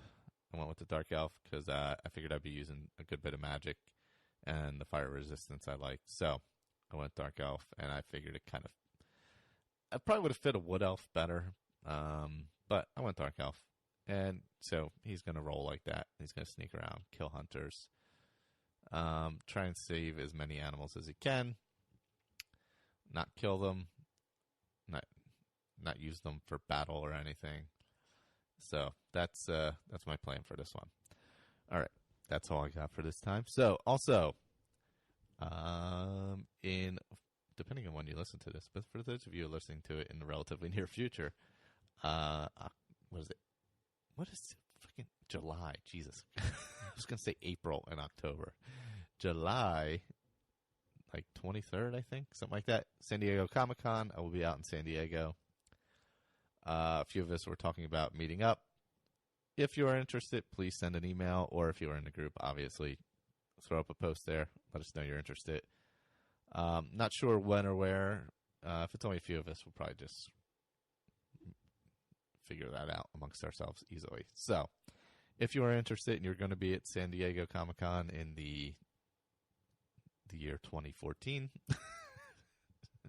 just in case anybody happens to listen to this at some other bizarre time, hit me up, hit an email, shoot an email, whatever, however you want to contact, or through the Twitter account. There's a Skyrim Addict Twitter account now, just for mostly just to let you know when shows are coming out, things like that. So I don't use it a whole lot. So San Diego Comic-Con, you feel like going, you're around, you live in the area, whatever, let us know. We will add you into the planning of a little meetups. Other than that, you can email the show, skyrimaddictpodcast@gmail.com. There will be a roundtable coming up very shortly. I already have it. I just got to put it together. Blake put it together. I just got to finish and get it out. Also, be recording later on today with Ben. He's going to be doing his own show, a lore show. So I don't know a lot about lore, so I'm interested. So I'm going to hop on there for the first one at least. And that's kind of what's going on. Other than that, you can join the Facebook group. Search Skyrim Addict Podcast on Facebook. The artwork, obviously, by Miss Claire Lafar of Intro to X. You can check out her Etsy store at etsy.com/MayaFirePrints, MAIAFIREPRINTS. And I believe she's going to be at the London Comic-Con coming up. She has a booth, so check that out. So if you're in the UK and you're going to the, I don't know what the F stands for in London Comic-Con. It's LFCC. I don't know what I don't know what it stands for. Anyway, I believe she has a booth there, so look for her and buy some of her stuff. She has awesome stuff. Head over to check out Earwash Show with Andrew. I'm sorry, I'm joking. And Blake. It's dry in this basement. They did an episode with Dale this week from Paper Keg, His Eminence. So check that out. And head over to metalsharkstudios.blogspot.com. Check out, there's going to be more shows popping up there. So that's pretty awesome. Community. That's what I like. So, did I forget anything? I don't think so. No, I don't think so. All right, so if you have any feedback about my vegan character, I could use the help. If you happen to know how things are made that I'm not sure of, like hoods and such, let me know. So if I'm screwing up and using a hood when I shouldn't be, call me out. I will stop using it. I want to kind of do this by pretty strict, like, vegan rules. If I could get an Earth Crisis t-shirt for him, I would, but I don't think that's possible because I can't do mods. Also, check out the latest Chatterbox is out. Chatterbox, 2 words if you search it on iTunes. Chatterbox Podcast. Just a laid-back conversational podcast. I think we talked about chickens and raccoons this week at some point, and maybe foxes. I'm not sure. And some other stuff, but general TV and, anything. Pretty much anything. A little farming, a little bit of everything. I think medical marijuana as well. And we had an actual doctor on the podcast. So, take care, everyone. I'm done with this one. Late. Hello. All right, so we're back with I'm back with a normal episode. Hopefully everybody's enjoying the lore stuff going on with the Academy that Ben's rocking out there. I hope to join him again in a couple weeks. Once I get back from vacation, let's see, Colin was on the last one. I think Kathleen's on the next one, possibly. Off the top of my head. Anyway, vegan warrior character.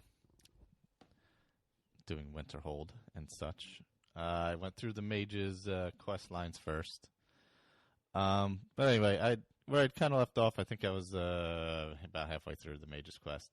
I was using Anissa's cabin as a home base because it has the enchanting table, it has the whatchamacallit, the alchemy table. Yeah, there you go. And some storage in the basement and such. So it works out. It's a good little place. Good little first house. I killed her and then took her house. So that worked out good. Yeah, I'm still killing hunters. So that's going on. Using the bow a bit. I obviously am only using bows and arrows, as I said previously, because there's no leather in them. So what I did was I was like, oh, you know what? I want to get that. First I said, I want to get the transmute spell because I can smith jewelry and get my smithing up really fast because with just smithing arrows and bows, it's a little tougher. So need more material, and I can only make iron right now, whereas the jewelry really can, boost you up pretty quick if you're making, like, jeweled rings, diamond rings, et cetera, et cetera, et cetera. So I was like, oh, let me go. There's that place. It's like just west of Whiterun. I know where it's at. I'll head there. So I went. Denise's cabin is south of, it's almost directly due south of Whiterun, actually, which I still haven't entered yet. I don't think I'm going to enter that this time, which is unusual since I've never done that before, so it's fun.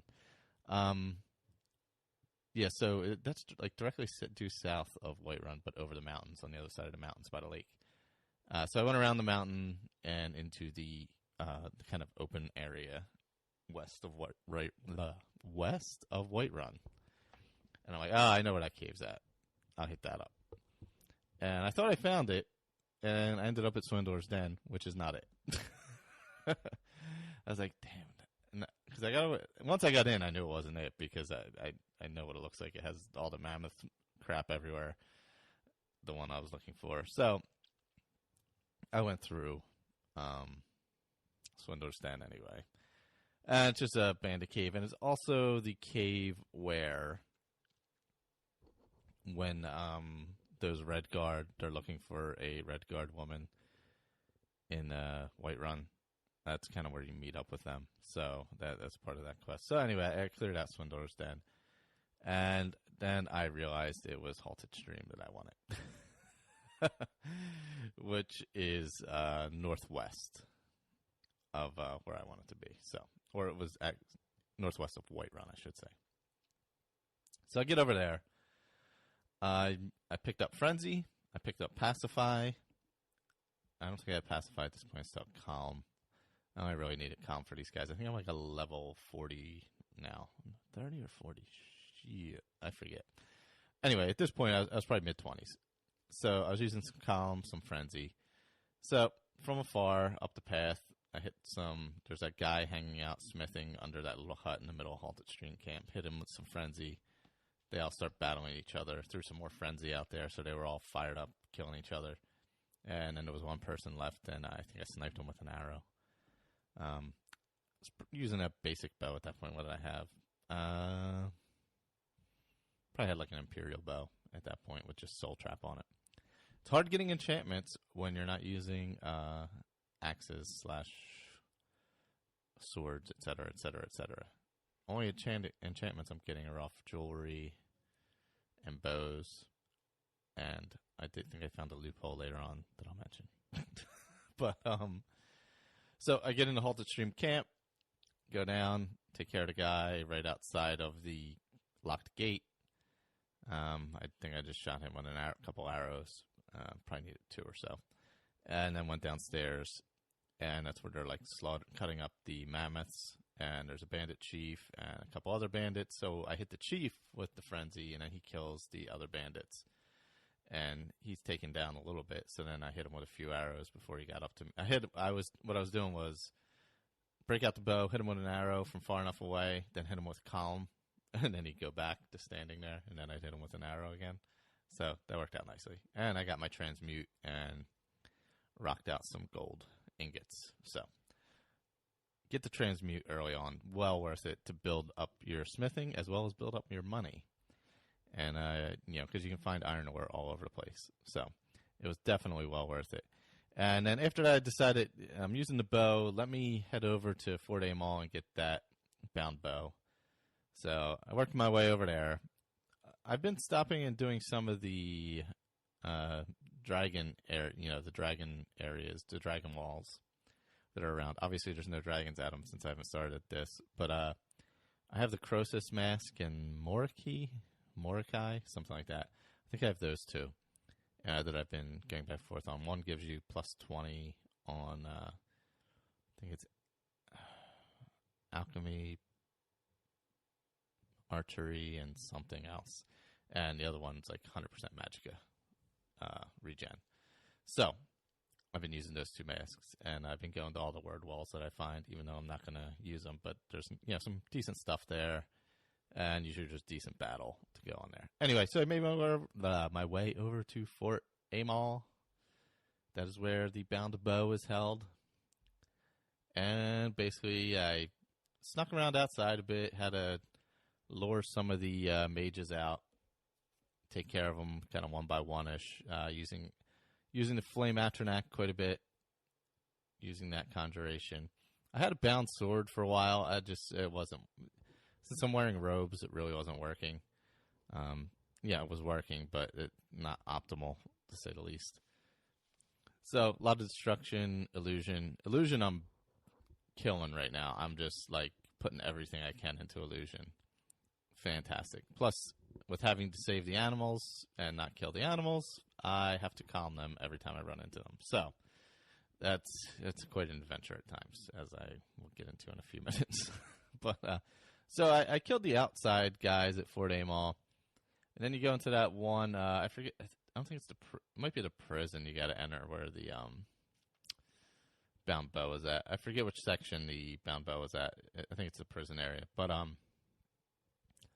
so you go in there, there's 2 mages in the room, one behind the table, one over to the left. So what I did was I shot the one shot at him with my bow, and then calmed the other.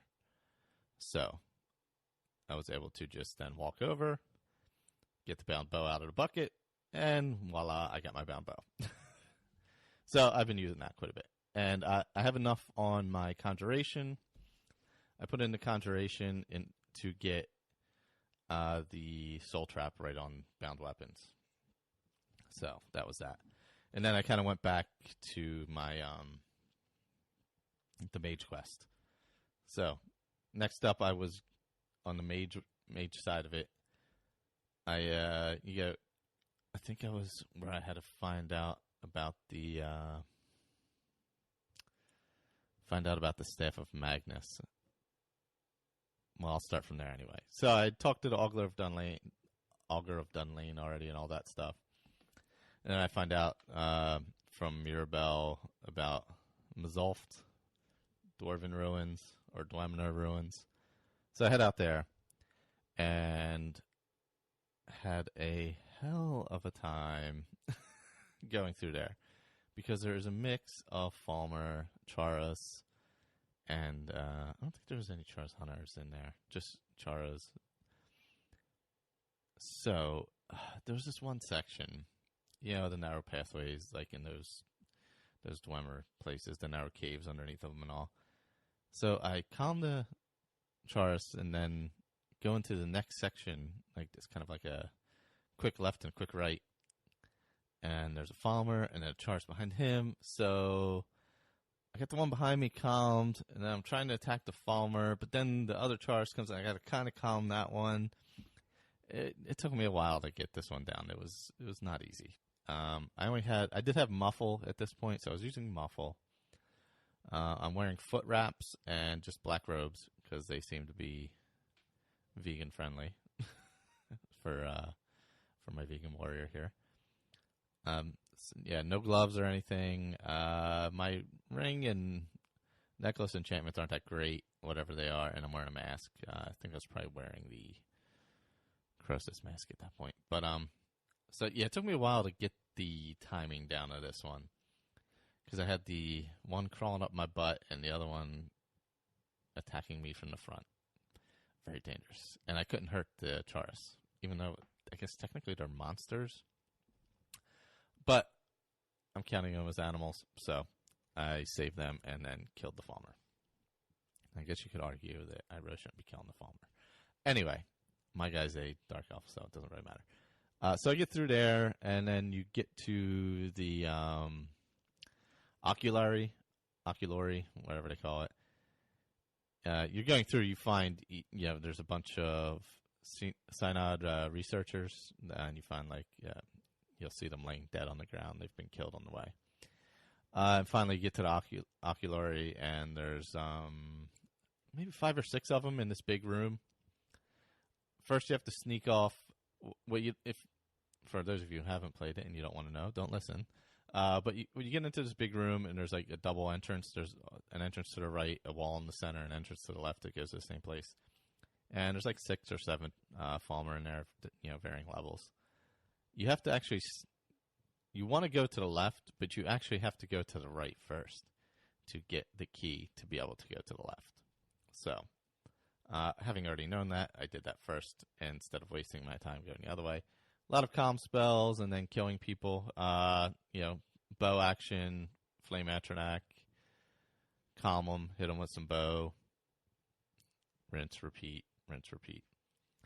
So you get in, you enter the door in the oculary, and you meet, what is this fellow's name? Paradis. He is the last of the Synod alive in there. He might be a little, I don't know, unstable, possibly. So you go in there. You got an oculary. You have an oculary, obviously, in there, kind of like the one you read the Elder Scroll on in the Dragon Quest, and it shows you a map and all that. And he's like, he doesn't see anything. He's like, oh, blah, blah, blah, and he thinks you're lying, and he's going to head back to the Imperial City and tell on you, because he's not happy. Not happy at all. So then you got to head back and let Savos know and all that, and yada, yada, yada. And, you're starting to realize that Arcano is probably involved. So I continue on, and we had to do containment, obviously, was the next part of it. You see the battle between Arcano and Savos, and then, there's this giant flash, and everybody's kind of scattered everywhere, and Savos is dead, and you're like, yo, I got to go to Labyrinthian and get this staff. And Mirabelle's like, all right, you go do that. I'll hold down the fort here. So you get over, I went to Labyrinthian, and outside of Labyrinthian is a bunch of trolls. Calm the trolls, headed in. Inside Labyrinthian is ghosts. They meet you outside, actually. It's a bunch of mage ghosts. And you're like, hey, guys, they're not really talking to you, though. Savos is there. He's got 5 companions. They talk as you go through and kind of tell you the story of what's going on.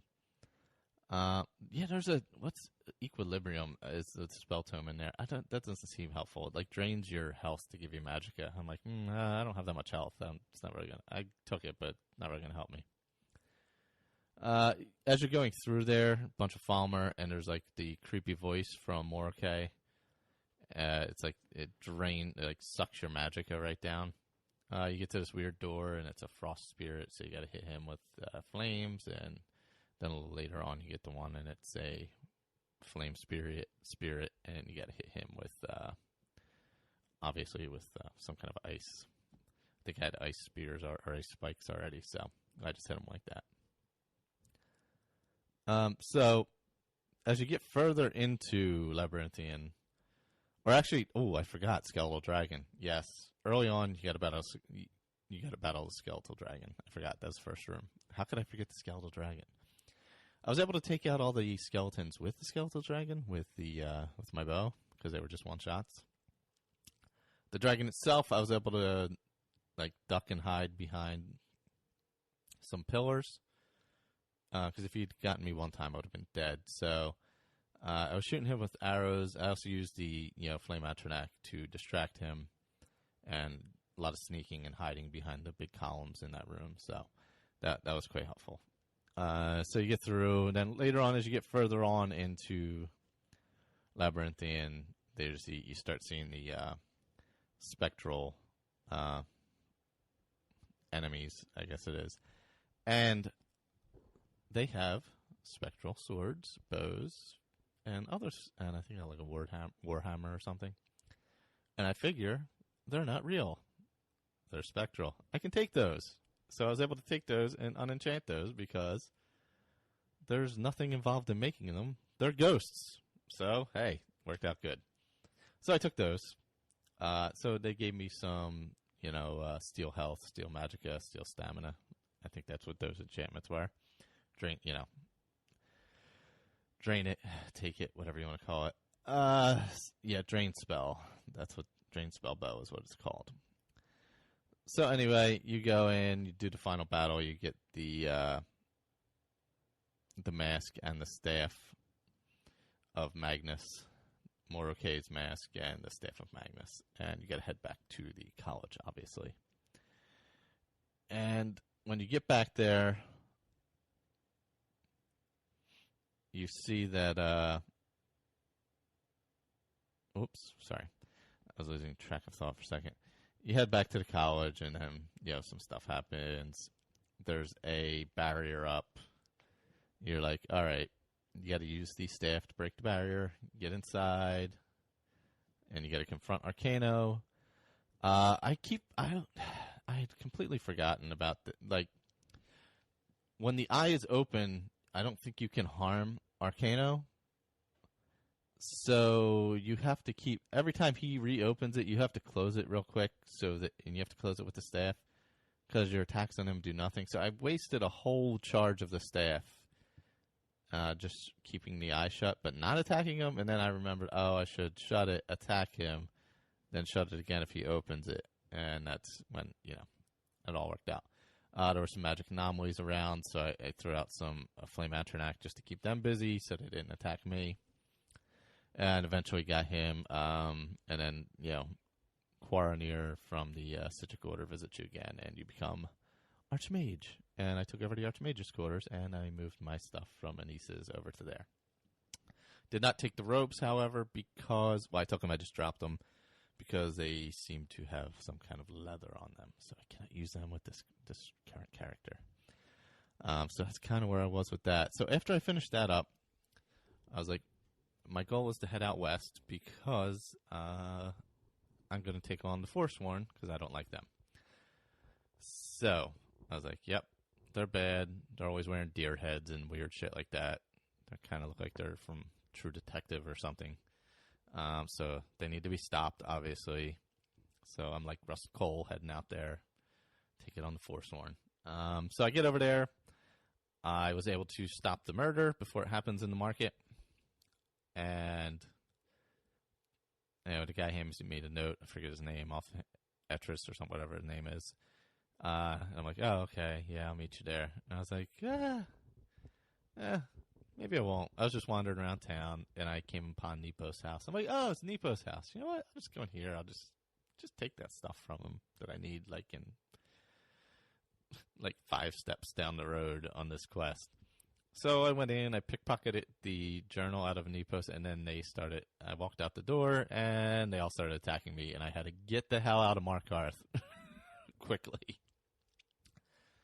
So I don't know if I screwed up that quest by taking the journal so early or not, but I took it anyway. I may have to kill all Nepos people so they don't keep attacking me every time I go into Markarth, but I hightailed it out of Markarth, and instead of continuing on with that quest, I went out and killed random Forsworn about the land. So I went to Blind Cliff Cave, which is right around the corner, and wiped them out. That's a kind of a smaller one, but headed up to Deepwood Redoubt, and that is awesome. I always like that one.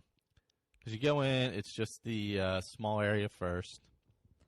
Then you head into Deepwood Vale, which is pretty cool, wide open. And then you still have to go in. There's a third area, Hag's End, which also pretty cool. That's where you go in. You enter that area, and the hag is in the first room with a couple witches. Once you get it down, you hit it up some. It disappears, moves to the next room, disappears, moves to the next room. Then at the end, it's up top. But Deepwood Vale was pretty cool. Used the Frenzy a lot there. Had the Forsworn all whack each other out. Then I took on the Briarheart by myself. I had invisibility by then. After I finished with the Staff of Magnus stuff and the eye and all that jazz, bought me some invisibility and pacify, and higher level comm spell basically, and started rocking that out. So what I would do is drop a little. I think I dropped a lightning rune on the ground. Went invisible. He ran over it. Hit him with some arrows. went invisible, let him settle down, hit him with some arrows, dropped a little lightning rune, and did that a few times and eventually killed him. But yeah, the Briarheart took a bit. That was a bit of a battle, a lot of sneaking involved. Then at the end, when I got to the end of Hag's End, I hit the Hag Raven, but then she had ice. I forget what are they, ice wraiths. I think, yeah. She conjured some of them, and they kicked my ass a few times, and so I had to figure a different way of doing that. So what I think I threw out an Atronach first, and then starting attacking her. So that kind of took up the time of the ice wraiths, and then I just jumped off the side instead of going back through the inside. It's easier. So yeah, that was kind of where I left off. It's kind of what I've been doing. I'm still going on with the vegan character. Just going to continue on with that. Probably go through the Forsworn stuff. Not sure when I'm going to get bored of it. Possibly after I get back from vacation. Thinking about doing an Oblivion run again. And actually going a little further into that. Maybe I'll just pick up my character where he's at. I'm not sure. It's been a while since I played it. But that's kind of where I'm sitting now. There'll be a new Skyrim Addict Academy coming out. I believe I'm going to try and do it next Wednesday. Drop it next Wednesday. They're recording this weekend. And there will be a community show next week with the people who sent in feedback, which I'd like to thank them for. I think right now it's Blake, Andrew, and Victor. So anybody else wants to send anything for that, please feel free to. I won't be doing that until later next week, so you got some time. So if you have anything you want to send it in, please. skyrimbookclub.ca. We recorded a Chatterbox last night. Check that out. There was some interesting events on there. That was a very interesting episode of Chatterbox. Episode 41. Should be coming out today. Otherwise, check out these shows over at Metal Shark that I am uninvolved in, obviously. Not on, I mean. Check out Earwash. They had the episode with Dale, which was awesome. And he brought back the flap right after that. And there was a couple max levels out this week. One of the short ones. I'm drawing a blank on the name of the short ones. Play This Game, I think it's called, something like that. And a regular max level with a nice long interview. So check that out. Anyway, if you want to go to podcast, not the podcast group, the Facebook group, you can go over there. And otherwise, I'll probably do this again in a couple weeks once I get back from San Diego. If you're going to be in San Diego and you want to meet up, shoot an email to the podcast. We'll figure it out. I already semi-talked to Juan and Sherry about it, so I will definitely get with them and finalize that stuff. I think that's all I got. I believe that's all I got. I know that's all I got.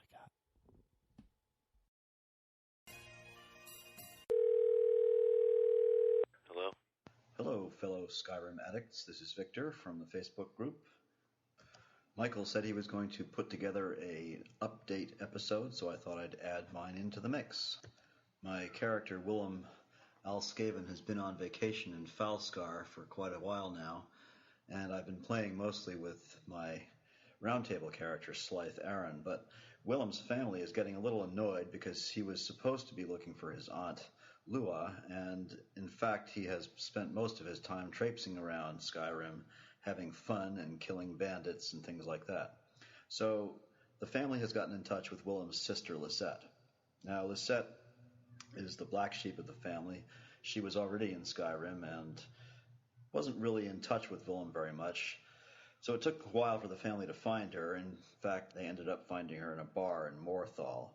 She agreed that it was about time to find her aunt and that it was about time to straighten herself out a bit.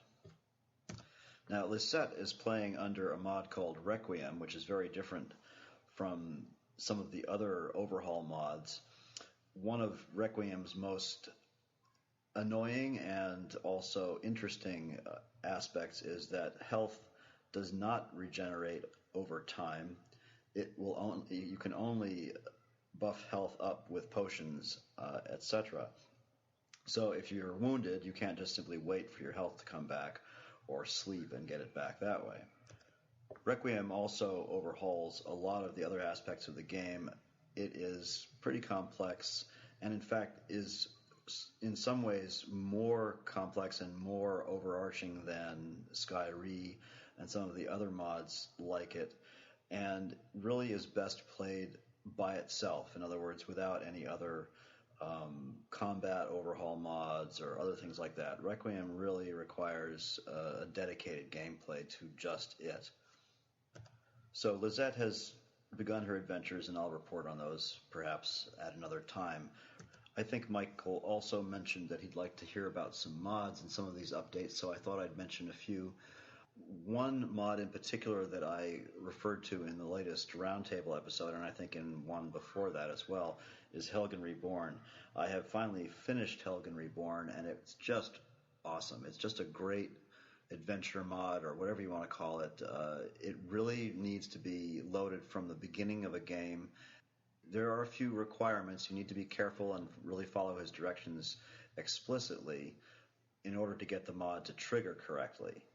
Once done, though, it runs beautifully. It's really well voice acted, except for a couple little, not so great ones. But in general, it's really good. It's really well written. The pacing is really good. There's some really tough dungeons to conquer. As there's one with a Dremora Lord at the end of it. It's very difficult. Overall, it's just a great mod. I can't say anything better about it than that. The author is very active in the forums at the Nexus, answers questions freely.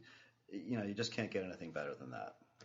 The other mod that I wanted to mention today is a relatively new mod that's gotten extremely popular very fast and is also really well supported by the author, and that's called Familiar Faces. It's really amazing. It's one of those mods that just sort of comes along and everybody says, wow, what a fabulous idea. And the idea is that the mod allows you, through some mechanisms, to bring characters from other saves into your current game and play them as NPCs.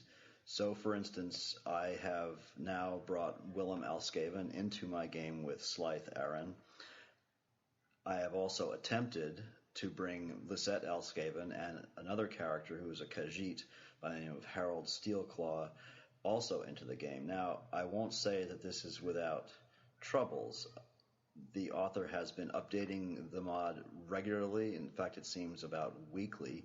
It's gone from version 1.0.1 when I started using it to now 1.0.5. It requires some care in installation. You need to have some other mods installed in order to make it work correctly, and you have to have them installed at their correct versions. So you have to be really careful and read his README files and installation instructions carefully. In general, my experience has been good with the mod. It works well. I've watched at least one or two other Let's Plays where people have used it. It seems to work extremely well. I have to admit that I have really beaten the heck out of it. I've brought games, saved characters in from games that have completely different mod sets than the one that I'm bringing them into, and I'm certain that has something to do with the troubles I've run into, and that's no fault of the mod or the mod author. I am just beating the snot out of it. When I tried it simply with Willem Alskaven, bringing him into Slythe's game, it worked extremely well. So what happens is you are issued, when you load the mod and let it get itself situated inside your game, you get a portal stone in your inventory. When you use the portal stone, you're taken to a place called the Hall of Heroes, which has 12 alcoves. It's a very cool animation. He's done a super job, or he or she, I don't know which, has done a super job making this work and making the animations, using animations from elsewhere in the game. So you get there with the portal stone, and you're presented with 12 alcoves. Each has a book in front of it, and if you activate the book, it reads your character into the book, and you end up with an effigy of your character in the alcove. And it includes all of the things that you have equipped at the time of the reading, and also reflects your affiliations and if you are a vampire or a werewolf, etc., etc. Then, through the mod MCM menu, which is part of SkyUI, you need SkyUI in order for this mod to work. You can place that character as an NPC in some pre-selected places or some custom places in Skyrim, and then go find them and bring them on as a follower. It's just awesome. What a great idea. And as I said, it works really well if you're careful with it and you follow the instructions correctly and don't beat the heck out of it like I did. Lastly, I'd just like to mention a mod that I've just recently got that I haven't really had a chance to play with yet. It's called Master of Disguise. It is a mod that allows you to wear faction or armor or costume or whatever and become recognized as a member of that faction. At least that's as I understand it. So I'm going to try the mod out. I'll report on it at some point, but it sounded really cool and just the thing to have for, say, a master assassin or a spy for the Imperials or whatever. Anyway, it sounded like a lot of fun, so I'm going to give it a try. I should note that none of the mods I've mentioned are available on Steam. In fact, none of the mods that are required in support of the mods I mentioned are available on Steam. This isn't really meant as a judgment against Steam, although I don't use it. I think it's a great service. They have some cool things like collections and all that. But I think Steam fosters a more of a hands-off approach to modding than I prefer. I like to roll up my sleeves. I like to see where things go, how they work, why they work, and I like to know what's happening when something goes wrong.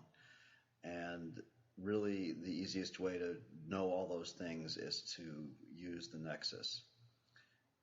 It's a little bit steeper learning curve, but that's okay. It's really worth it. So if you really want to mod and you really want to get involved in modding, I think the Nexus is the place to go. Anyway, I prefer the Nexus. So that's it for me. Have fun, do your homework, and happy Skyrimming. Hi everyone, this is Andrew from the Facebook group for a Skyrim Addict podcast, and I thought I would just call in and give a little update for my non-roundtable character, Mazal van Snickelfritz. And if you remember, Mazal is a Dwemer robot who was sent back in time to prevent someone from getting married, the lady you have to kill during the Dark Brotherhood quest, when you assassinate the lady and at the wedding up in Solitude. So I was just going to check in with my progress. My assignment I gave myself, what I had to do was discover every Dwemer location in the game, collect all the Dwemer artifacts, and all the Daedric artifacts as well, and all the Dragon Priest masks. And I'm actually making lots of progress. But I said that I'd had to get to level 50 before my character had all the knowledge that she would need to know before going to make that final assassination up in Solitude at the wedding. So I've been making some good progress. I finally got all of the Dwemer artifacts and all the Daedric artifacts. But I had been working on the Dragon Priest masks recently. And I finally got all those. And then that means that you can go to that little side hut up near Labyrinthian, and you can put all the Dragon Priest masks on the shrine there, and you get I believe it's the, I don't remember which dragon mask is the final one, but you get the wooden mask, you put that on, and then you can get it's Konarik maybe? And so that gives you some pretty good benefits. We have all the masks. I actually left all the masks on the shrine up there, so who knows if they'll be there when I go back. I also wanted to get all the Dragonborn masks as well, but the only one I've got from that so far is Zakrisos. So I'm about to go up against Mirak for the final battle of the Dragonborn playthrough, but that means I still have to get the Dukan mask and the Azidal mask. And there's still a couple Dwemer locations I have to do yet. I still have to discover Sightless Pit. I don't recall where that is. I'll have to look that up. And the Ruins of Rakund. I also will have to look that up because I don't remember those right offhand. I've got all of the Dwemer locations conquered or cleared, except for Nishand Zel and Nishardak, and of course the Sightless Pit and the Ruins of Rakund. Those look like the 4 that I have left to clear. But yeah, I'm making pretty good progress with my character. I think I'm at a level low 40 somewhere, so I have a good 7 or 8 levels before I can go and do the final assassination for the Dark Brotherhood. And again, I was supposed to get to level 50. I could probably actually make all that leveling during the Dark Brotherhood quests while building up to go to the assassination in Solitude. So I've got all the Dwemer artifacts, which were Keening and the Ethereal Staff, Spellbreaker, Volendrung, the Dwemer Black Bow of Fate, and the Visage of Mazund. And the Daedric artifacts, I've got all 13 of those, whatever those are. The Black Star, the Ebony Mail, the Mask of Clavicus Vile, the Ogma Infinium, that book from Hermaeus Mora. I've got the Ring of Hircine and the Savior's Hide. I'm not sure if everyone knew this, but there's a way that you can collect both of those if you look that up online. You can go out and collect the ring and then go back in and kill the werewolf. And I think you have to do a save somewhere in there, but you have to reload or something. But look it up online before you go and mess something up. But you can get both the Savior's Hide and the Ring of Hircine, even though you're supposed to only be able to get one of the two. I've also got the Volendrung, the Maroon's Razor, the Ebony Blade from Mephala, the Dawnbreaker from Meridia, the Mace of Molag Bal, the Namira's Ring, the Skeleton Key from Nocturnal. And the Skeleton Key is great. I turned that in immediately last time I got it. I really enjoy having the Skeleton Key around. Even though I've got hundreds of lockpicks, they don't weigh anything, so I don't really mind carrying them. But the Skeleton Key is great to have. I've also got the Spellbreaker Shield from Periite, the Sanguine Rose, the Wabbajack from Sheogorath, and the Skull of Corruption from Vermina. So I've got all the Daedric artifacts, the Dragon Priest Mask, I've got all of those, and the Dwemer artifacts. I just have a couple Dwemer locations to complete, and then I have to go join the Dark Brotherhood and go make that assassination at the wedding up in Solitude. So this has been a brief update for Mazal Van Snickelfritz, the robot who was sent back through time to murder the lady who was the great-grandmother of the person who went back in time to kill all the Dwemer. I don't know, I had this whole long convoluted backstory. I'm sure most of you slept right through that on my update. I did that back in the day. So this is my player that I've been playing around with when I'm not doing my round table character. And I accidentally played a couple quests too far in my round table character last time. So I've been actually getting some good playing time with Mazal. And it's been fun to go back because I'm using only shock spells. It's like a bolt of electricity that runs through the robot that she has learned to control and discharge on the enemies. So I'm not using any sort of weapons. I do have a follower, the companion Ayla, I believe her name is. I also have the dog Vigilance from the Markarth Stables dog dealer.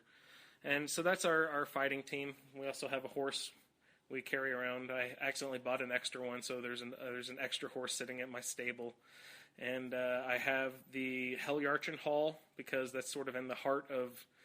I said it was in the heart of Dwemer country, but all the Dwemer locations are pretty well spread out all over the place. But there's just a couple locations right there near the Helyarchan Hall. So that's why I chose that house.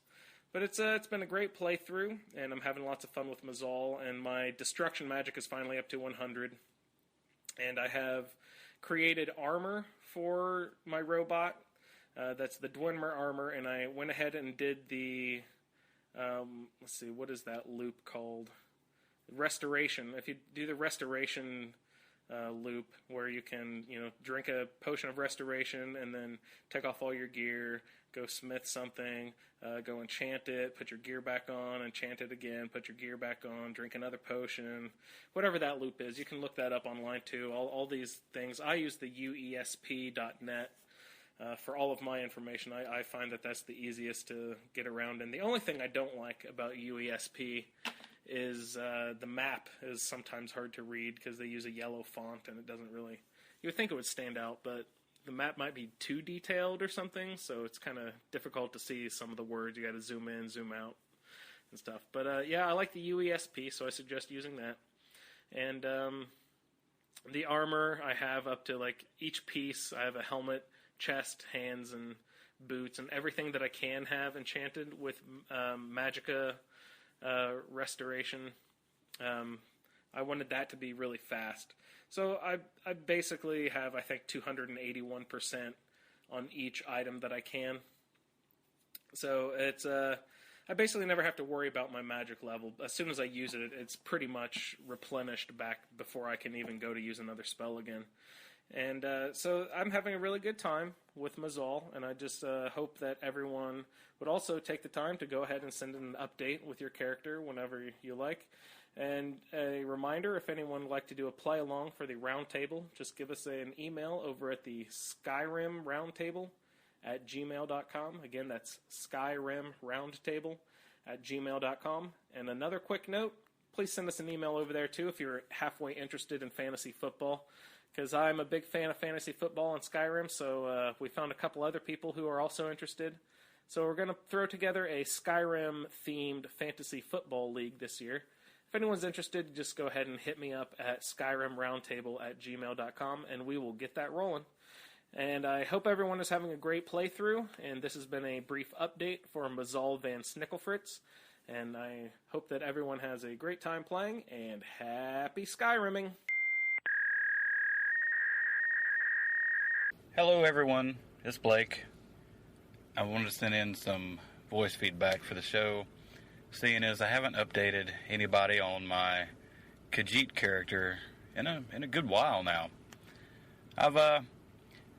My wife started working, so I went from editing, taking up almost all my time, to having time now when she's working during the week. When I get off work, our work schedules are kind of flopped, to having some more time to get back to gaming.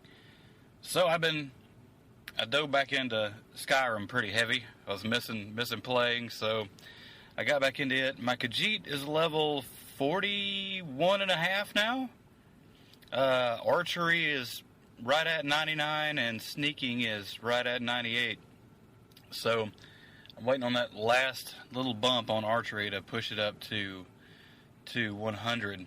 And I think I mentioned before, I'm following the Andrew method of I want to level out each skill to maximum, to 100. And with this playthrough, I also want to, I'm trying to discover every location that I can. It seems like as soon as I find 2 new places, there's 4 more pop up on the map that I haven't discovered yet. And my map is getting pretty populated now with markers of all different kinds of places. So, still working on. I want to spend this playthrough to complete the game as much as physically possible. As far as like house building goes, I've got Lakeview 99% completed. Everything is done but the basement, and I think I've done all I'm going to do with Lakeview. So now I'm moving in. I got married. I married what's her name, Ayala from the Companions, the redhead werewolf chick. I married her. She lives there. We've adopted 1 daughter so far.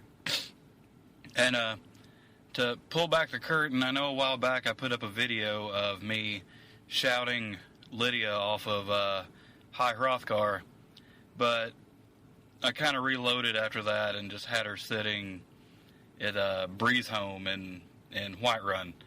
So finally the other day went and got Lydia and had her follow me. We went to Lakeview, and she said, "Hey, you need a house Carl here." So I said, hey, well, go for it. You can hang out here.